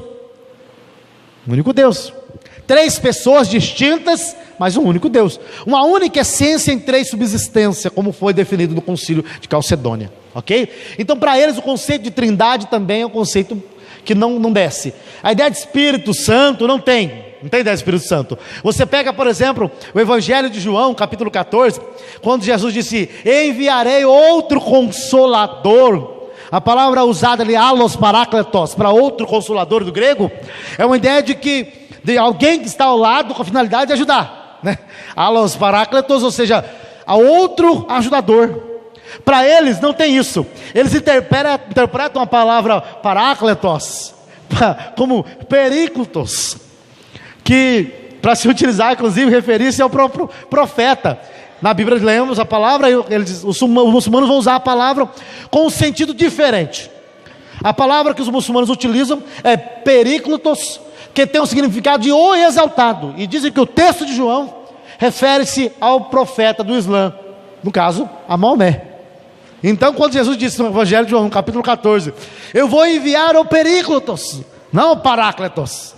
Ou seja, eu vou enviar o exaltado, que era o profeta que viria, o profeta Muhammad, que viria então para ser o último profeta e o maior de todos. Então eles ressignificam o conceito aqui até de paráclitos. Então também a ideia de trindade e Espírito Santo também não pega para eles não. O conceito de salvação no islamismo também é diferente. Não é o conceito que nós temos. Por exemplo, nós acreditamos que somos pecadores, nós pecamos porque somos pecadores. Pecamos porque somos pecadores. Adão não. Adão foi pecador porque pecou. Nós não. Pecamos porque somos pecadores. É uma diferença. Vou repetir para você gravar isso aqui. Adão foi pecador porque pecou. Porque quando Deus criou Adão em retidão e justiça. Adão vivia num estado de retidão e justiça. Mas como Adão pecou, ele perdeu isso. Nós chamamos de pecado original, que é transmitido a toda a raça. Então Adão foi pecador porque pecou, porque Deus não criou o pecador, criou o santo, justo. Nós não, nós já nascemos pecadores, porque o pecado original afetou todos a partir de Adão. Então nós pecamos porque somos pecadores, seguimos a nossa natureza pecaminosa. Entende a diferença? Para eles não tem isso, para os islâmicos não. O homem é meio que neutro, não tem pecado original. Ou seja, quando Adão pecou, só ele pecou, e o pecado dele afetou só ele. Pronto, acabou. Existe um homem que já tinha defendido uma ideia semelhante. O nome dele é Pelágio. Pelágio, o pelagianismo. Pelágio já tinha falado sobre isso. Não, o pecado de Adão afetou somente ele. Depois os semi-pelagianos vão dar uma ressignificada nisso. Agostinho vai combater Pelágio, dizer, não, conversa fiada, Pelágio. O pecado de Adão afetou toda a humanidade, que Paulo em Romanos 5 vai dizer que a morte, o pecado entrou através de Adão. E nele todos pecaram. Então, Adão, quando pecou, todos também pecamos em Adão, o pecado de Adão transferido a todos nós. Para eles não tem isso. Então, se nós pecamos, precisamos de um Salvador que morra por nós, pelos nossos pecados, em nosso lugar, não é verdade? Para eles não tem essa necessidade. Como você não é herdeiro do pecado original, você, na verdade, é criado neutro, mas não significa que você não peca. Você peca, mas você peca com um ato. Então, da teologia cristã, quando você estuda, por exemplo, hamartiologia, hamartia do grego é para pecado. Quando você estuda a doutrina do pecado na teologia cristã, existem dois termos: o pecado como ato e pecado como estado. Pecado enquanto estado é a natureza pecaminosa que todos nós temos, que nascemos com ela, herança de Adão, o velho homem, como diz Romanos. E pecado como ato são os pecados que nós praticamos enquanto ato, influenciados pela nossa natureza pecaminosa, pelos nossos desejos carnais, pela nossa concupiscência. Para os islâmicos não tem natureza pecaminosa, então só existe pecado enquanto ato, ou seja, os pecados que você comete. Entende? Então ninguém morreu pelos seus pecados, nem precisa morrer pelos seus pecados, porque o pecado que você tem é o pecado que você comete quanto ato. Eles vão dizer assim, só há um Deus. A salvação está direcionada diretamente à confissão do primeiro pilar do islamismo. Bom, se ninguém precisa morrer pelos seus pecados, como que eu sou salvo? A salvação está ligada diretamente com a confissão. Qual que é a confissão? Só há um Deus e Muhammad é o seu profeta. Eles têm que fazer essa confissão todos os dias, parece que 2 vezes por dia. Então a salvação está ligada à confissão da unidade de Deus e no monoteísmo, justamente enfatizado por eles. Isso é chamado de shahada, como é conhecido em árabe. Então a salvação está ligada com a confissão, não com o sacrifício de Jesus, ou de Muhammad, ou de qualquer outra coisa. Muhammad não morreu, Muhammad não salva ninguém, para os islâmicos. Maomé não tem poder de salvar. Não pense que os islâmicos acreditam que Maomé tem o mesmo status que Jesus tem para nós. Não tem. Maomé foi o maior dos profetas, mas Maomé não salva ninguém. Quem salva é Alá, e cada um é responsável pela sua salvação, porque a salvação está ligada à shahada, à sua confissão. Você tem que confessar que há um único Deus, Alá, e Muhammad é o seu profeta. Okay? Essa é a interpretação dos muçulmanos com relação à salvação. Quando o homem morre, porque assim, na vida, para eles existem anjos, acreditam na doutrina dos anjos também. Então, cada homem tem 2 anjos, com cadernos, anotando. É claro, há uma divergência nesse relato, mas eu vou seguir o relato que está registrado no livro Islã Sem Véu. Então, há 2 anjos que acompanham cada pessoa. Acompanha eu, o irmão João, o irmão Lucas, o irmão Samuel, Mateus, todos nós, todos vocês. Aí tem 2 anjos, segundo o islamismo. Segundo o islamismo, tá? Não segundo a Bíblia. Segundo o islamismo. Tem 2 anjos que acompanham você. E aí um tem um livro na mão e o outro tem outro livro. Todas as ações boas que você pratica é registrado no livro das coisas boas. Todas as coisas ruins que você pratica no livro das coisas ruins. Então, as ações boas no livro das coisas boas, as ações ruins no livro das coisas ruins. Então, quando você morrer, vai ser pesado na balança as suas ações boas e as ações más que foram registradas. E se a balança pender para as ações más for maior, você está enrolado. É inferno no 12, como diz os outros aí, né? É inferno mesmo, né? Vai queimar no mármore do inferno. Então, a ideia de mármore é até complicada. Se o inferno é quente, agora imagina um mármore, né? Mais quente ainda. Então, você tem que estar ciente disso, que para eles isso é importante. Quando o homem morre, os anjos então vão fazer um interrogatório para eles. Se as suas respostas sobre Alá e sobre o Alcorão são corretas, então ele vai estar em paz. Então, perceba que a salvação está ligada diretamente com a confissão. Ao ser interrogado, ele tem que dar respostas corretas. Está ligado diretamente com essa confissão. E não necessariamente com o cristianismo, com alguém que morre por você. É claro que no cristianismo também tem o âmbito da confissão. Romanos 10, capítulo 10, verso 9 e 10, por exemplo, Paulo vai dizer que se com tua boca, com teu coração creres, com tua boca confessares que Jesus Cristo morreu e ressuscitou dos mortos, então sereis salvos. Então tem um âmbito da confissão também, mas a confissão é na morte e ressurreição de Cristo pelos nossos pecados, que morreu em nosso lugar. Para eles não, a confissão está ligada à ideia de que Alá é o único Deus e Muhammad é o seu profeta, o seu mensageiro. Depois você vai estar em paz então na ressurreição. Caso contrário, será atormentado com ferros quentes e tomará água fervendo durante toda a eternidade. Então, além de ser atormentado com ferro quente, você vai ter que tomar água fervendo durante toda a eternidade, meu amigo. No mármore do inferno. Então, não tem essa ideia de que você vai ter uma aguinha geladinha para você tomar, não. Você está enrolado. Você está enrolado, né? Queira Alá que isso não aconteça, né? Eles dirigem, né? Inshallah, segundo a vontade de Alá, né? Não aconteça, né? Então, os que morrem na guerra santa, no jihad, irão diretamente para o paraíso, onde receberão um tratamento diferenciado. Corbelas húrias, né? Virgens de olhos pretos. Virgens de olhos pretos. Então, e aí há uma tradição de que toda manhã elas se tornam virgens de novo. Todas as manhãs elas se tornam virgens de novo. E aí, alguns variam no número, né? Há 70 virgens, há não sei quantas virgens. Tem tantas virgens quanto você quiser. Lá, né? Então, toda manhã vai ser restaurada aí a virgindade delas, para você continuar. É engraçado, é óbvio, né? Há uma semelhança aqui muito grande com a cultura nórdica, ou a mitologia nórdica dos vikings, né? Onde tem o Valhalla, que é, no certo sentido, o paraíso. Quem morre na guerra, para os vikings, para os nórdicos, quem morre na guerra, ele vai para Valhalla, que é a grande ceia do grande banquete, honrado em Valhalla, e as valquírias, que são as mulheres, vão servi-los. Então, o paraíso para as mulheres não era muito bom não, né? Paraíso aqui para as mulheres não seria muito bom, porque, né, elas iam ter que ficar servindo eles aí, entendeu? Toda a eternidade, e os homens que vão estar bem, né? Lá nesse paraíso aqui. Agora, alguns islâmicos dizem assim: não, a tradução está errada. Não são virgens de olhos pretos, são uvas pretas.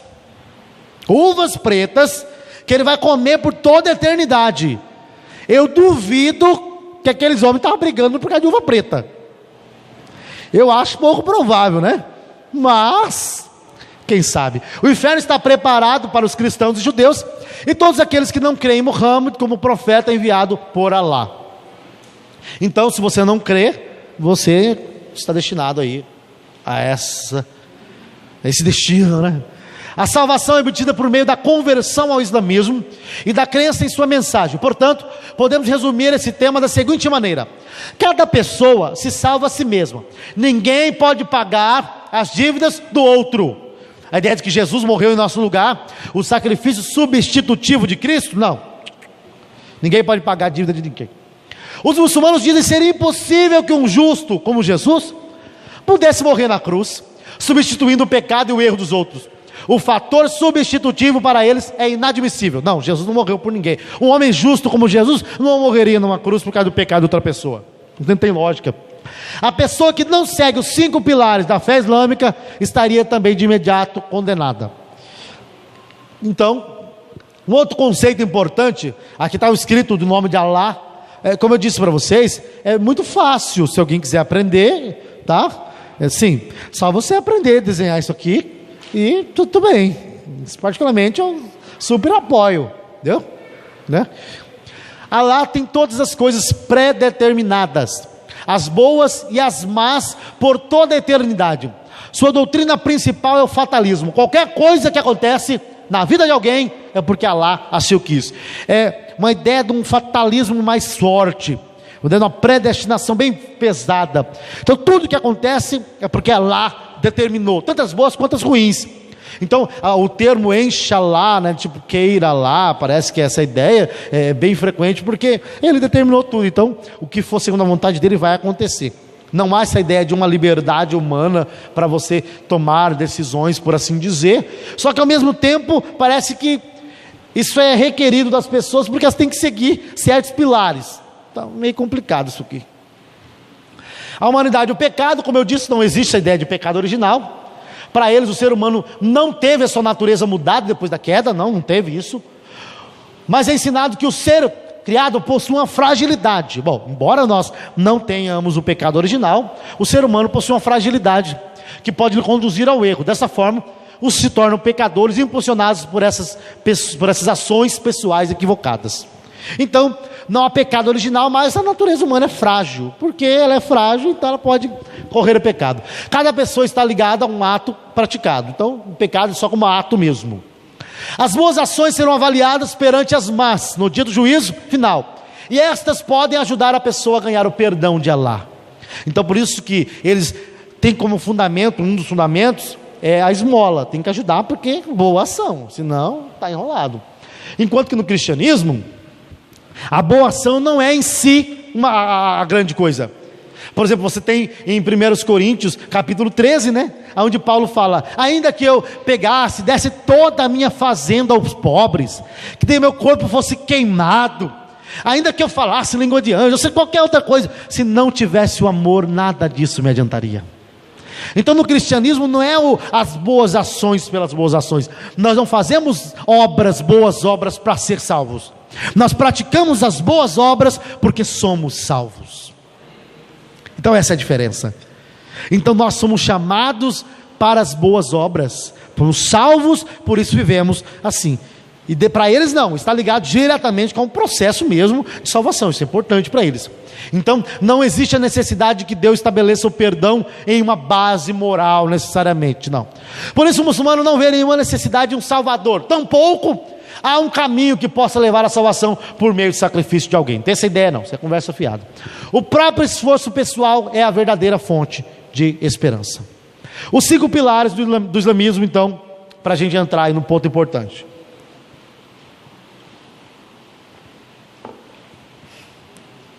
Esses 5 pilares: primeiro, a shahada, que é a confissão. Aqui nós temos, né, como eu disse para vocês, que é muito fácil, tá? Muito fácil. Aqui, a confissão de fé, ó, se você quiser, Se aprender árabe, temos aqui né? Aqui vai existir a frase, né?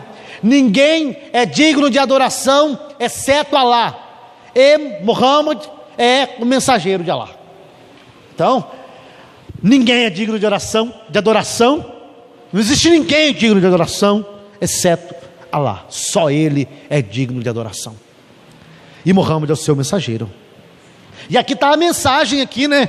Agora, de fato, se está escrito corretamente, eu não tenho a mínima ideia, porque quem vai saber ler isso aqui, né? Agora, aqui em Cuiabá, tem um jovem que sabe. Tem um jovem que sabe árabe. Ele sabe árabe, sabe hebraico, inglês muito bem, mas inglês é mais fácil, né? Inglês quase todo mundo sabe um pouquinho, né? Agora, árabe, já hebraico não é tão difícil, hebraico já é mais tranquilo também. Hebraico é mais tranquilo, grego, hebraico são coisas mais fáceis. Você estuda, você consegue pegar com mais facilidade. Mas árabe, esse colega meu, ele sabe. Então, para eles a confissão de fé, não há divindade além de Alá. E Muhammad é o mensageiro de Alá. Isso aqui é a primeira pilar, a shahada, tá? Isso que é importante que tenha na mente. O segundo é o salat, ou a oração. Para eles também o segundo pilar do islamismo é a oração. É a oração obrigatória, ele deve orar 5 vezes ao dia. 5 vezes ao dia. Então isso é obrigatório deles. Então por isso que muitas vezes quando eles estão no comércio e toca lá a trombeta, eles param tudo para orar, porque é obrigatório. É o pilar do islamismo. Eles precisam orar. Então é obrigatório, é o segundo pilar. O terceiro é o zakat, que são as esmolas. Também é obrigatório. São 5 pilares, eles têm que fazer, é obrigatório. Inclusive existe uma taxa que é destinada, a taxa do seu salário, que é destinada para isso. Alguns países já descontam como imposto. Já desconta como imposto. Igual, por exemplo, em Genebra. Parece que em Genebra, na época da reforma, se bem me lembro, se é Genebra mesmo, parece que na época da reforma, eles descontavam o dízimo como imposto. Estava pago o dízimo como imposto aí, né? Então também houve essa época aí do cristianismo. Então para eles também a esmola é um dos pilares muito importantes. O jejum no mês do Ramadã, eles jejuam desde o amanhecer até o anoitecer, sem comer nada e beber nada o dia inteiro, 30 dias. E não pode ter relação sexual também. Irmão, ia ser bom porque eu ia dar uma emagrecida, né? Eu meio gordo aqui, a camisa não tá servindo mais não. Mas ia ser difícil demais, o dia inteiro sem comer, não é fácil não, viu? Dia inteiro, e eles jejuam no mês do Ramadã, uns 30 dias ali, sem comer, beber nada durante o dia todo. E como que eles têm como base? Parece que eles usam um fio de cabelo. A partir do momento que você consegue discernir o fio de cabelo através da sua visão, já começou o dia. Então você tem que jejuar, né? Eu não ia servir para ser islâmico porque eu gosto de comer demais. Olha, é difícil, viu? Né? Então por isso que para a gente é bem complicado. Um jejum deve ser praticado por todo muçulmano com capacidade para jejuar. O Hajj, que é a peregrinação a Meca, eu já abordei, lembra da peregrinação? Para eles também a peregrinação é um fator extremamente importante. É um dos pilares muito importante. O 5º pilar, deve ir a Meca. Por quê? Porque o profeta Abraão também fez as suas visitas a Meca, eles diziam. Então, como o profeta Abraão fez, então nós também temos que fazer. Então, é o grande princípio da peregrinação, Hajj. Todos eles têm que fazer essa peregrinação. Uma vez na vida tem que ir a Meca. E ao orar, tem que orar direcionado a Meca. Sei lá para onde está a Meca aqui, mas tem que orar direcionado a Meca ali, porque lá está a Caba. Então, é um fator importante para eles também. Após a morte de Maomé, vai ter uma grande divisão. Porque depois que Maomé morre, o que vai acontecer é o seguinte: bom, quem que é o califa sucessor de Maomé de fato? Quem de fato é o sucessor legítimo de Maomé? Essa foi a grande pergunta. E aí uns falaram, o sucessor legítimo de Maomé é o genro de Maomé, casado com Fátima, a única filha ali de Maomé. Então o único que pode ser o sucessor é Ali Abu Talib. Ele é o califa de fato. Outros vão dizer, não. Olha, o sucessor de Maomé, de fato, é o primeiro convertido por Maomé. Então é Abu Bakr, esse nome cabuloso aqui, né? Que esse povo tem essa língua, igual o hebraico, né? O hebraico tem e grego também, tem algumas pronúncias que na nossa língua não tem. Na nossa língua não tem. Por exemplo, a pronúncia de Cristo mesmo em grego não é Christos, como a gente fala, Christos e esses Cristos, não é assim não, é Christos. São pronúncias guturais, são palavras guturais que tem em hebraico e tem também em grego e existe também em árabe. Então é Christos, uma palavra gutural, é o que não tem na nossa língua, né? Então para a gente é meio difícil, igual você vai estudar essas línguas, você encontra algumas palavras, por exemplo, quando você vai ler palavras em grego e em hebraico e também, em certo sentido até em árabe, você encontra um H, você não pode ler igual você lê na nossa língua não. O H para eles é igual ao inglês, house, home. Então você tem essa horse, cavalo, casa, lar e tal, e é igual ao inglês, é estilo um R mais brando, house, home. Então essas para a gente da língua portuguesa, que vai estudar essas línguas, a gente sofre, né? Essas línguas guturais aí, como que pronuncia esse trem, meu Deus do céu? Até meio que gosto ao falar, porque o trem vem doido mesmo. Então essa divisão vai acontecer, os xiitas vão ser chamados o grupo minoritário, os xiitas vão dizer assim, olha, não, o sucessor de Maomé é Ali Abu Talib, casado com Fátima, filha de Maomé, esse é o sucessor, os xiitas. Os sunitas vão dizer, não é o primeiro convertido, é o Abu, ele é o primeiro califa, o califa depois de Maomé. Então vai ter uma divisão entre sunitas e xiitas, essa grande divisão entre eles após a morte de Maomé, sendo que os sunitas é o grupo majoritário. É o grupo majoritário, ou seja, existem mais sunitas, 90% sunitas e 10% aproximadamente xiitas. Os xiitas são o grupo mais radical, Agora, o Estado Islâmico, por exemplo, ISIS, é composto de sunitas e são radicais também. Então, não é necessariamente todos os xiitas também que são radicais, mas alguns sunitas também. Então nós temos essa grande diferença aí, tá? Os sunitas, nós temos 90% chefe religioso, o califa, eles seguem o Alcorão e a Sunna. A Sunna é o livro de tradição da vida de Maomé, conta a história de Maomé, o que Maomé fez, alguns ditos de Maomé. Então são sunitas, por isso são chamados sunitas, porque eles seguem a Sunna. E os sunitas têm uma interpretação mais razoável. Então eles não são literalistas, eles interpretam o Alcorão de forma mais branda, mais tranquila, né? Quando, por exemplo, o Alcorão diz que a mulher é inferior ao homem e que se preciso for pode bater nela, entendeu? Os sunitas vão dizer, não, calma, não é assim também. E os xiitas vão dizer, não, é assim mesmo, tem que descer a madeira mesmo, bater mesmo, que não tem conversa não. Os xiitas são 10%, o chefe religioso também é chamado de imã ou califa também, tá? Por exemplo, você pega aqueles termos como sultão, califa, imã, esses termos todos, geralmente quase todos vai mudar só o local, mas o sentido quase que geralmente é o mesmo. Então não muda muita coisa não. Eles não acreditam na Sunna, seguem só justamente o Corão. É igual aos judeus, os caraítas e os sefaraditas dos judeus. Os sefaraditas não acreditam, por exemplo, no Talmud, enquanto que os caraítas acreditam. Para os sefaraditas é só a Torá, e os caraítas não, os caraítas, quer dizer, para os caraítas é só a Torá, e os sefaraditas não, os sefaraditas acreditam que é a Torá e o Talmud também. Os sunitas então, eles defendem o chefe do Estado, o califa, tem que ter algumas virtudes, como honra, respeito pelas leis, porém, ele não é a pessoa perfeita, ele peca, ele erra, então é uma pessoa que pode errar. Tá? E além do Alcorão, eles têm as Sunnas também, esse livro importante. Os xiitas não. Os xiitas vão dizer, o grande chefe de Estado da comunidade, o imã, o califa, ele é diferente porque ele é inspirado por Alá. Ele é um ser então infalível. É estilo a ideia da infalibilidade papal, que o primeiro concílio de Vaticano vai reassegurar, vai reafirmar. Vaticano, no primeiro concílio de Vaticano, vai afirmar a infalibilidade papal. Para os xiitas, então, o imã ou o califa ali era meio que infalível. Então, eles são mais rigorosos, são mais rígidos. Não, a interpretação literal do Alcorão é essa. É essa que não tem conversa. Isso é importante, só para enfatizar e depois entrar nesse termo aqui. Essas divisões são importantes, por exemplo, se você quer entender os conflitos atuais, né? Você quer entender um pouco os conflitos atuais, então você tem que entender essa divisão, sunitas e xiitas.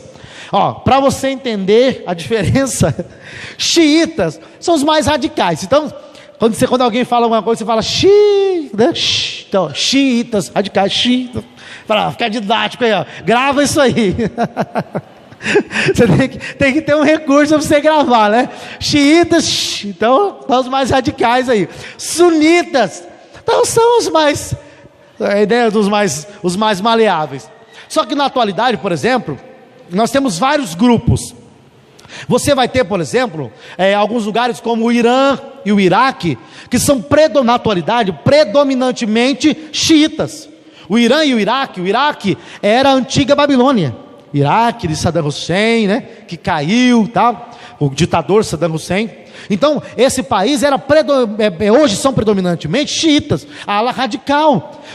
Então você tem, por exemplo, alguns grupos radicais que vão surgir.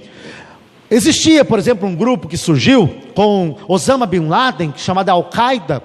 Esse grupo que foi o responsável por o ataque às Torres Gêmeas, né, o World Trade Center, por exemplo, acho que 11 de setembro de 2001, se bem me lembro, né? Isso mesmo, né? 11 de setembro de 2001. Então, foi Osama Bin Laden que, segundo, né? É claro que hoje em dia tem gente que fala, não teve atentado nenhum e tal, mas vamos partir do pressuposto de que teve mesmo. A culpa pelo menos caiu no Osama Bin Laden. Se teve ou não, pelo menos ele ficou sendo como culpado. Então, Osama Bin Laden foi o criador da Al-Qaeda, esse grupo radical terrorista. Da Al-Qaeda que vai dominar algumas regiões, por exemplo, depois vai surgir um outro grupo radical, que é o Estado Islâmico. O Estado Islâmico, ele surge a princípio como um braço da Al-Qaeda, um braço terrorista da Al-Qaeda. Só que depois o Estado Islâmico, ele fica contra a Al-Qaeda.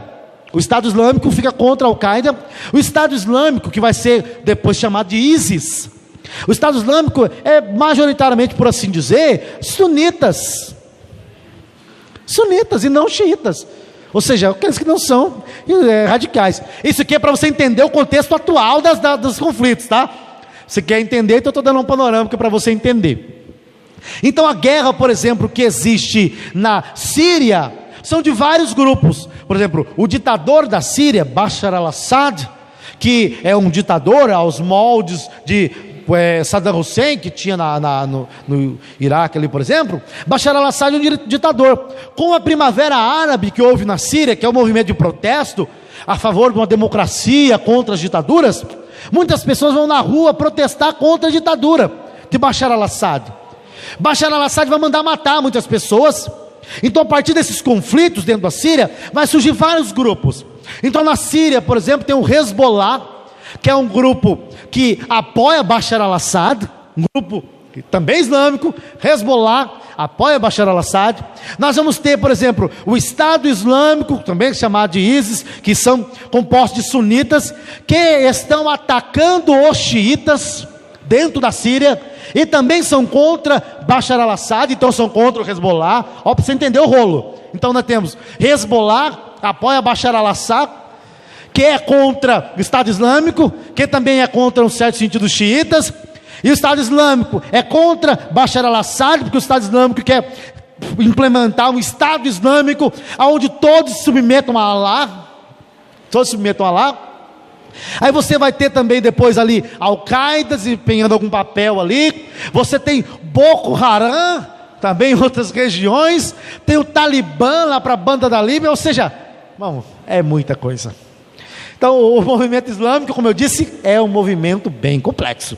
Por isso que a Síria é chamada de guerra civil, porque está cheio de grupos, um tentando depor Bashar al-Assad, outros a favor da democracia, outros a favor de Bashar al-Assad, e eles vão se matando e se degradando ali, entre si. Por causa dos movimentos conhecidos como Primavera Árabe, que são movimentos de protestos que começou a existir nessas regiões, protestando contra as ditaduras e tentando implementar, em certo sentido, um governo mais democrático. O livro que vai ser sorteado, né? Do Arno Froese, por exemplo, é sobre a democracia e o Islã. O Arno Froese tem um outro livro. O Arno Froese tem um outro livro que é chamado Como a Democracia Elegerá o Anticristo. Como a democracia elegerá o anticristo. Porque ele defende que o anticristo vai surgir em um ambiente democrático. Um ambiente onde pessoas vão eleger o anticristo, escolher. Então, a segunda ideia do Arno Froese, da chamada meia-noite, é que os movimentos da primavera árabe são importantes como movimento influenciados, inclusive, até pelo próprio inimigo, para tentar preparar o cenário para o surgimento do anticristo. Se você estuda escatologia na atualidade, os escatólogos estão extremamente interessados no mundo islâmico, porque existe uma figura que é chamada de Al-Mahdi, né, no mundo islâmico, que é um ser, um homem, que vai aparecer e vai governar, parece que por 7 anos. Parece que é por 7 anos. E esse homem, então, vai ser um grande líder. E aí alguns estudiosos da escatologia dizem, é o anticristo. É o anticristo, 7 anos, é o anticristo. Então você encontra, inclusive, estudiosos no YouTube, tem milhares e milhares de vídeos falando sobre isso. Você colocar lá, escatologia e o islamismo, Irã, escatologia, sei lá, acha um monte de coisa. Até um homem chamado Lamartine Pozzella, nome dele, Lamartine Pozzella. Se você quiser ver os vídeos dele, ele é bom. Ele é bom. Não que eu concorde com tudo, nem com muitas dessas ideias, não. Mas ele é bom. Escatologia, ele é bom.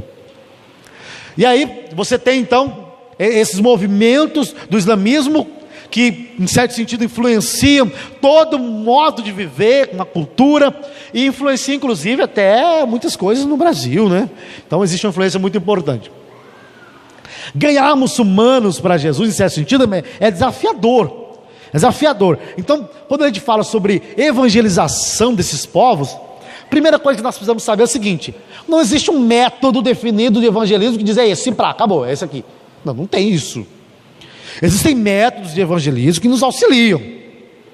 Por isso que estudamos sobre isso. Mas não significa que esse método é o único método eficaz e pá, não, porque a evangelização, inclusive, a obra do Espírito Santo que é eficaz. A Bíblia diz que ele que convence.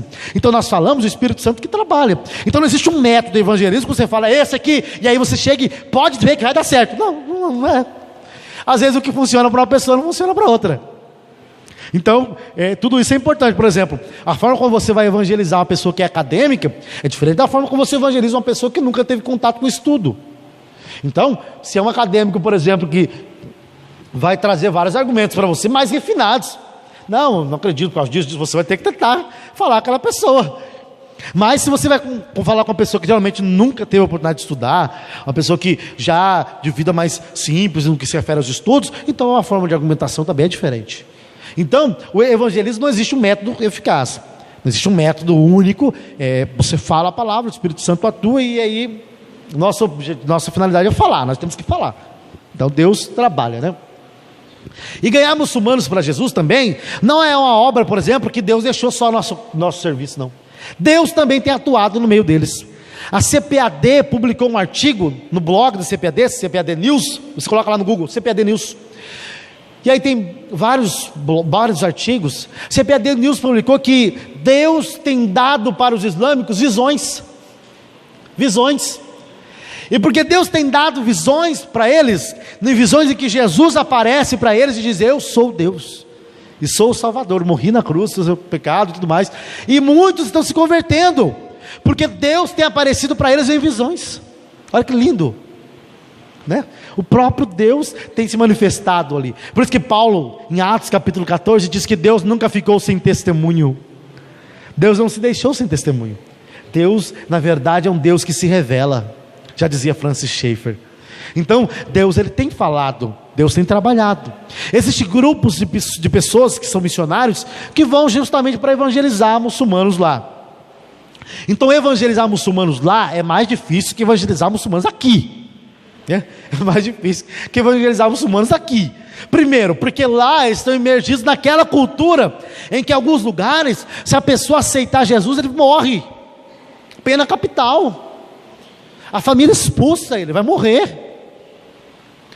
Então, como é complicado. Tem até aquele filme que foi lançado, né?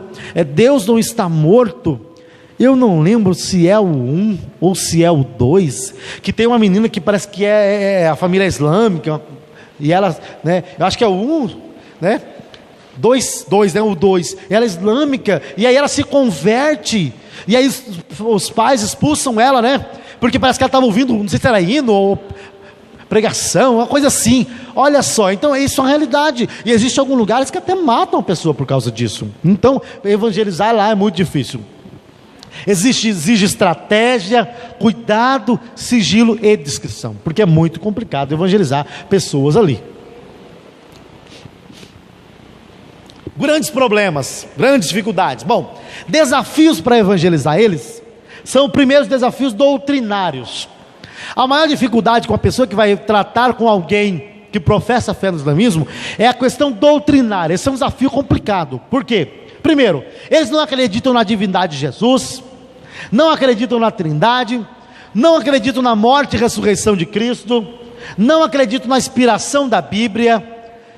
Para eles, a Torá é um livro importante.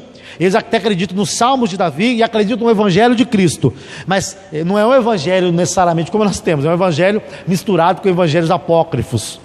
Então, eles acreditam até que esses evangelhos foram corrompidos através das gerações, misturados.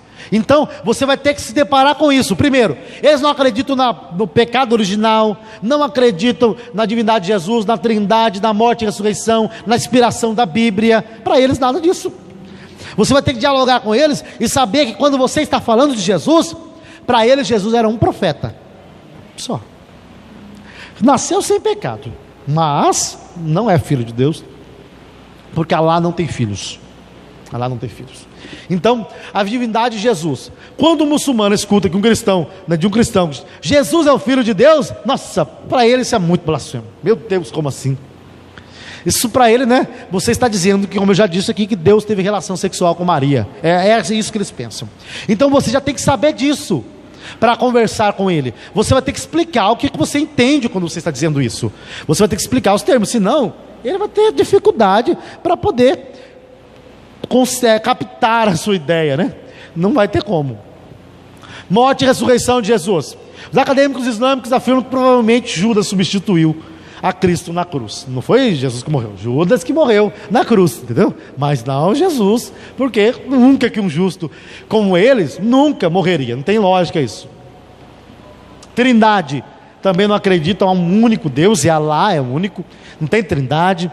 Inspiração da Bíblia, para eles o Corão foi escrito em árabe, e mantém a sua fidelidade original, mas a Bíblia foi modificada de acordo com os interesses dos cristãos e judeus, e hoje o texto sagrado dos cristãos é um documento adulterado. Documento adulterado. Na Bíblia é totalmente adulterado.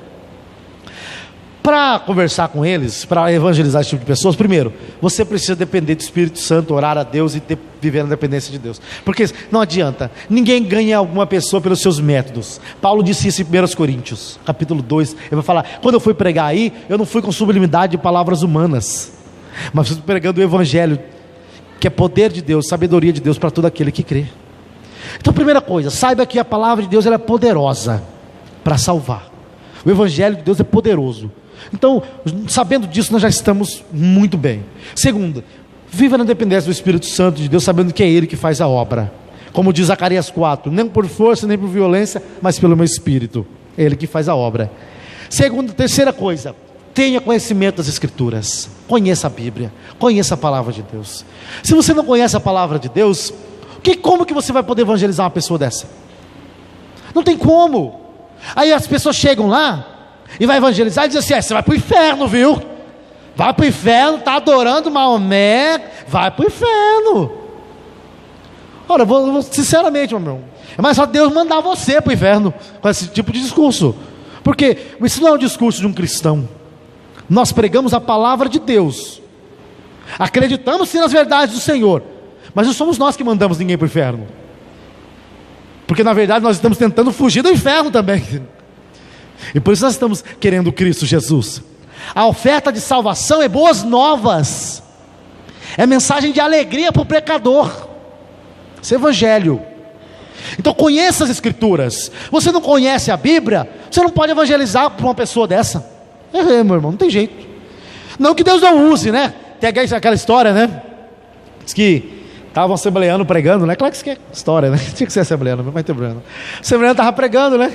E aí o assembleano estava pregando, dizendo: irmãos, aceita Jesus, tá? Porque a palavra de Deus é como aio, né? À luz de Gálatas 3, capítulo 4, que Paulo fala do aio. A palavra de Deus é igual aio, irmãos. Comida sem aio não tem graça, né? Aio que dá sabor à comida. Então, irmãos, a palavra de Deus é o aio, ela vai dar sabor e sentido à tua vida. E aí eu disse que o Batista estava ouvindo, falando: meu Deus, aio não é nada disso. Aio é um pedagogo, um tutor, alguém que ensina, né? Não é alho, é aio. E aí disse que ele fez o convite: alguém quer aceitar Jesus? Veio 4. Ele falou: meu Deus, não acredito nisso, né? Então, Deus atua e Deus opera. Deus opera através de nós, somos instrumentos. Mas não significa que nós não devemos estudar as Escrituras. Temos que conhecer. Segunda coisa, é bom conhecer o Alcorão também. É bom que você tenha um entendimento do Alcorão, porque você vai poder conversar com essa pessoa tendo conhecimento. O Alcorão é menor que o Novo Testamento. É fácil de ler. Menor que o Novo Testamento. Então você consegue ler com facilidade. Então, sabendo, por exemplo, os lugares em que o Alcorão contradiz, há em contradição com as Escrituras, tendo uma boa argumentação, fica muito mais fácil. A pessoa vai te ouvir. Ela vai te ouvir. Então ela pode até não concordar com você, mas quando chegar em casa ela vai parar para pensar, irmão. Porque quando você argumenta com argumentos crivados pela palavra de Deus, o Espírito Santo pode atuar. Então a gente tem que conhecer, né? Se você ficar também mencionando só o Alcorão, não dá. Porque tem uma frase que alguns missiólogos vão falar, que eles usam bem assim, ó: mencione sua Bíblia na que tanto acredita, e não o Corão na que não acredita.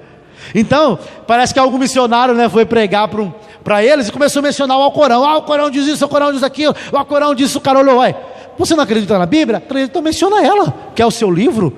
Não menciona o meu, que você não acredita.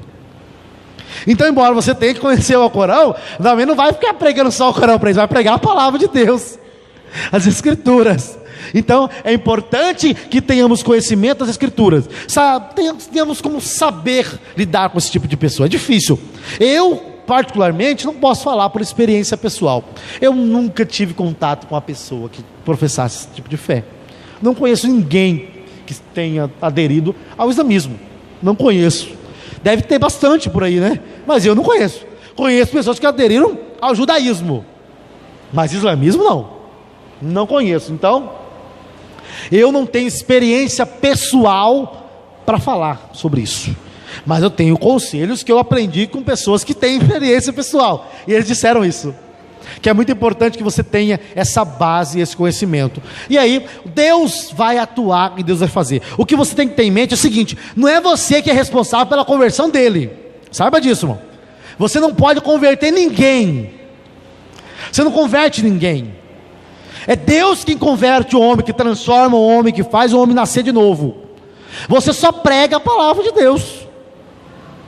Você tem que pregar. Então é importante que nós tenhamos isso em mente, ok? Eu acho que já deve ter acabado aqui.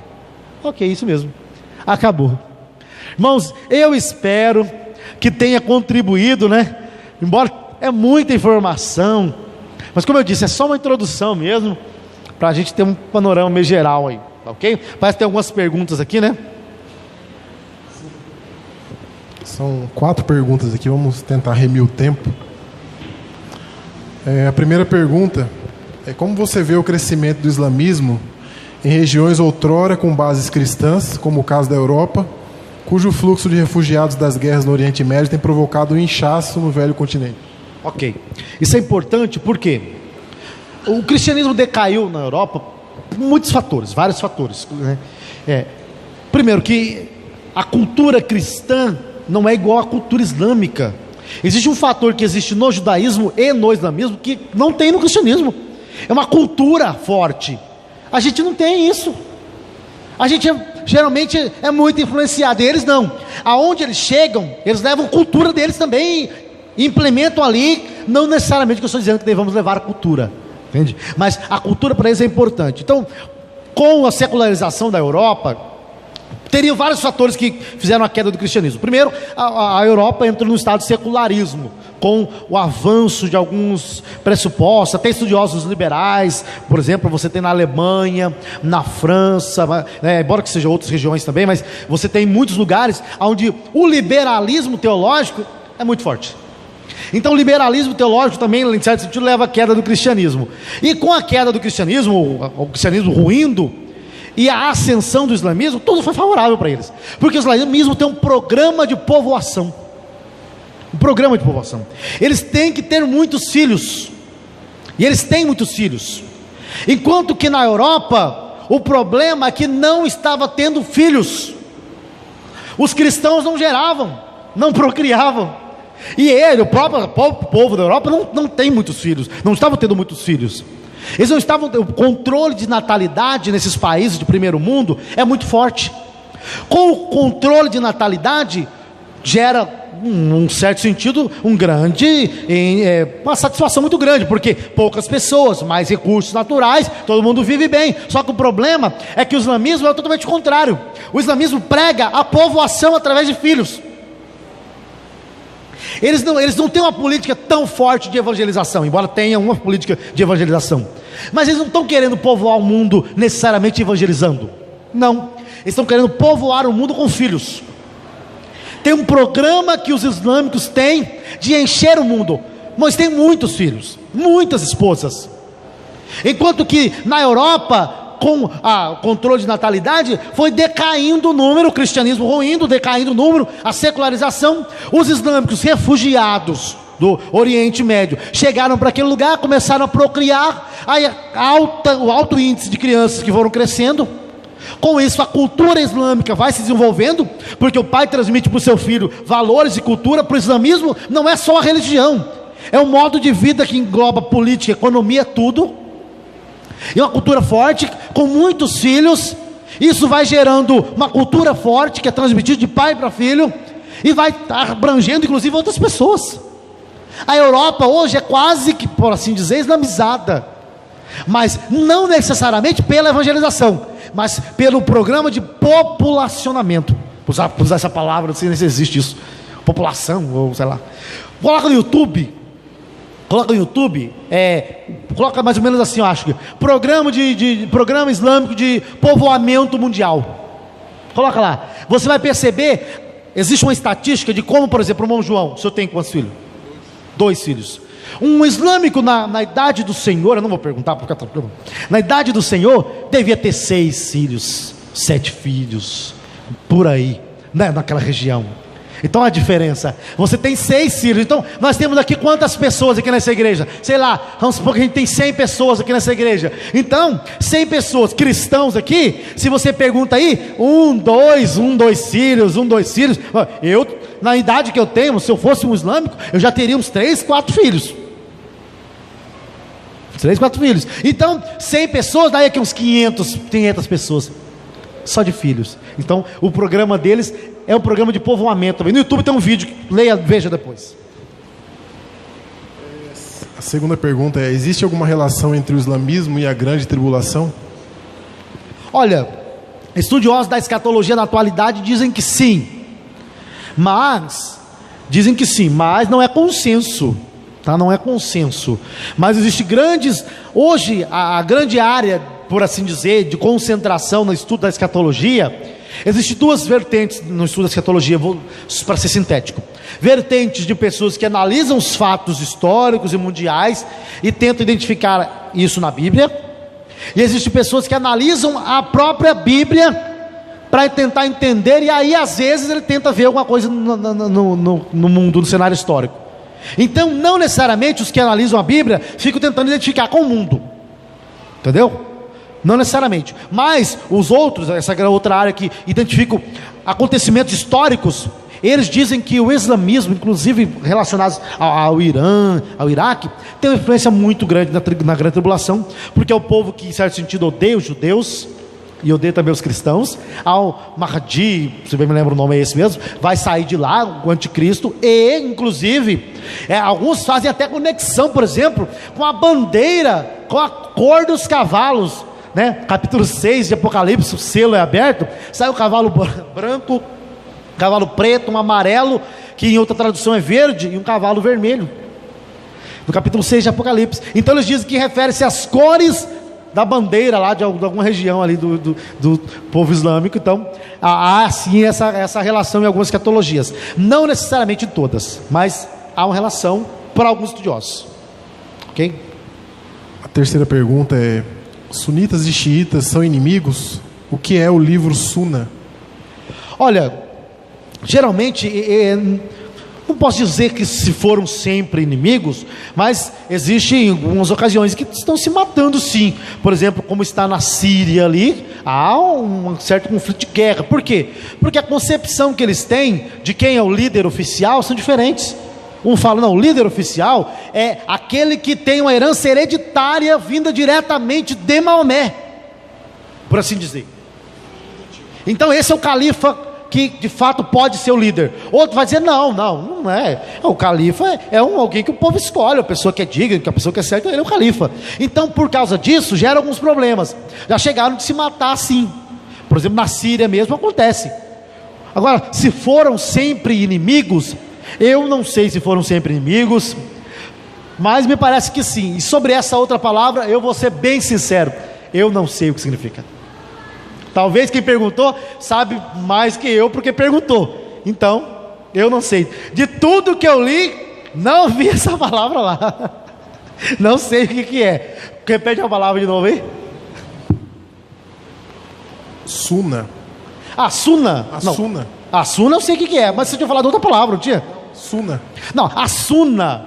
Então não, entendi outra coisa, entendi um nome estranho. A Sunna é um livro, por exemplo, para os sunitas. Para os sunitas, por que são chamados de sunitas? Porque além de aceitar o Alcorão, eles aceitaram também a Sunna. A Sunna é um livro que fala da vida de Maomé, das tradições sobre Maomé, ditos sobre Maomé, que os xiitas não aceitam. Os xiitas não aceitam a Sunna, que é esse livro. Para usar um exemplo grotesco, a Sunna é igual o Talmud é para os judeus, por assim dizer, né? Tá. E aí os xiitas não aceitam a Sunna, mas os sunitas aceitam. Então existe o Alcorão e a Sunna. Sunna fala da vida de Maomé, fala sobre alguns ditos de Maomé, tá? E para os xiitas não. Xiitas é só o Alcorão e pronto. A interpretação dos dois também são diferentes. Os sunitas são mais liberais. São mais liberais. Quando o Alcorão, por exemplo, diz: se você encontrar um judeu ou um cristão que é um idólatra, matai-o, espreitai-o, mate-o. Os sunitas vão dizer, não é necessariamente matar. Os xiitas vão dizer, não, matar mesmo. Tem que matar, o idólatra lá mandou, mata. Então, você percebe que são grupos mais radicais. A última pergunta, na verdade, são duas em uma aqui. Como a mulher é vista pelo islamismo? E a segunda, o islamismo acredita em algum tipo de arrebatamento? Bom, a mulher para o islamismo, agora existe um grupo no islamismo que são chamados de apologética, né? Os apologetas da atualidade, são islâmicos que tentam defender a fé islâmica de acusações e tudo mais. Eles têm levantado, falado que não é assim, mas na verdade é assim porque o Corão fala. O Corão diz que a mulher é inferior ao homem, é inferior ao homem, e o homem é o superior. Então, se preciso for, o homem pode bater na mulher, se necessário for, porque para aprender ela precisa apanhar. Então, é claro que agora, eu que falei que para aprender ela precisa apanhar, o Corão não fala isso. Ele só fala que ela é inferior, que se precisar você pode bater.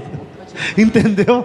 Alguns grupos mais atuais tentam interpretar isso de outra forma, mas a mulher não é bem vista nesses grupos não. Parece que até um grupo, eu não sei se ainda em alguns lugares tem, usavam cortar o clitóris da mulher e tal, para que ela não sentisse prazer, porque ela não podia, e isso é algo que para eles, inclusive a ideia de divórcio, a mulher geralmente não pode pedir divórcio, mas o homem pode, se ele quiser, a qualquer hora, porque mulher, você pode divorciar do que você quiser, e case com quantos você quiser, entendeu? Case com quantos você quiser, e se você quiser, você pode divorciar também, não tem problema não. Então o homem tem direitos que a mulher não tem. O homem tem direitos que a mulher não tem, porque a mulher é vista como sendo inferior. A Bíblia não apresenta essa visão. Mulher não, a Bíblia não coloca isso. Inclusive no capítulo 1 de Gênesis, a Bíblia diz que Deus criou o homem. Aí depois diz, a sua imagem e semelhança, macho e fêmea o criou. Tanto o homem quanto a mulher é criada à imagem e semelhança de Deus. Imagem e semelhança de Deus, homem e mulher, tá ok? Então a Bíblia não apresenta esse conceito não. O que a Bíblia apresenta é papéis diferentes. O homem e a mulher têm papéis diferentes. Eu falei até sobre isso na Madecre, sobre machismo e feminismo, né? Eu apresentei a visão bíblica acerca do homem e a visão bíblica acerca da mulher, ok? E a segunda pergunta é se existe uma ideia de arrebatamento no islamismo. Olha, de tudo que eu li, eu não consegui nenhuma menção a respeito disso. Particularmente eu acredito que não. Eles têm uma visão muito forte do julgamento, do juízo final. Para eles é muito forte, o julgamento do juízo final. Parece que Al-Mahdi vai governar uns 7 anos aí. Agora, como que vai ser este governo na escatologia islâmica? Eu já não sei te dizer. Exatamente como que vai ser. Como eu disse, o islamismo é muito abrangente, então teria que estudar muito mais para poder falar com profundidade, né? Teria que estudar muito mais. O juízo final para eles é verdadeiro, céu e inferno é verdadeiro. Depois da morte você vai ser julgado. Você pode ir para o inferno, pode ir para o céu. Então o céu é real, o inferno é real, o juízo final é real. Há uma ressurreição, isso existe, mas arrebatamento eu acredito que não. Parece que isso é uma doutrina própria do cristianismo. O judaísmo também não tem essa doutrina. Particularmente parece que isso é próprio do cristianismo. E não necessariamente porque alguns grupos do cristianismo não acreditam em arrebatamento pré-tribulacional ou em arrebatamentos secretos, né? Então, exatamente, eu acho que é mais ou menos isso. Respondi a pergunta? Certinho? Irmãos, Deus abençoe. Muito obrigado, irmão João, Lucas, pastor Samuelzinho. Muito obrigado a todos vocês. Eu agradeço a oportunidade e devolvo aqui. Irmãos, podem glorificar a Deus pela palavra que nós ouvimos essa noite. Glória a Deus, irmãos. É importante até ressaltar aqui um ponto acerca do islamismo, irmãos, em relação às redes sociais, especialmente jovens, adolescentes, que há uma grande cooptação ideológica dos islâmicos em relação a essa faixa etária. Eles têm um grande poder de influenciar muitas pessoas acerca dessa. Eles vão se aproximando. Inclusive o próprio Estado Islâmico, ele cresceu de uma maneira bem sutil utilizando as redes sociais. Eles são muito ativos em Facebook, em WhatsApp, Telegram, para justamente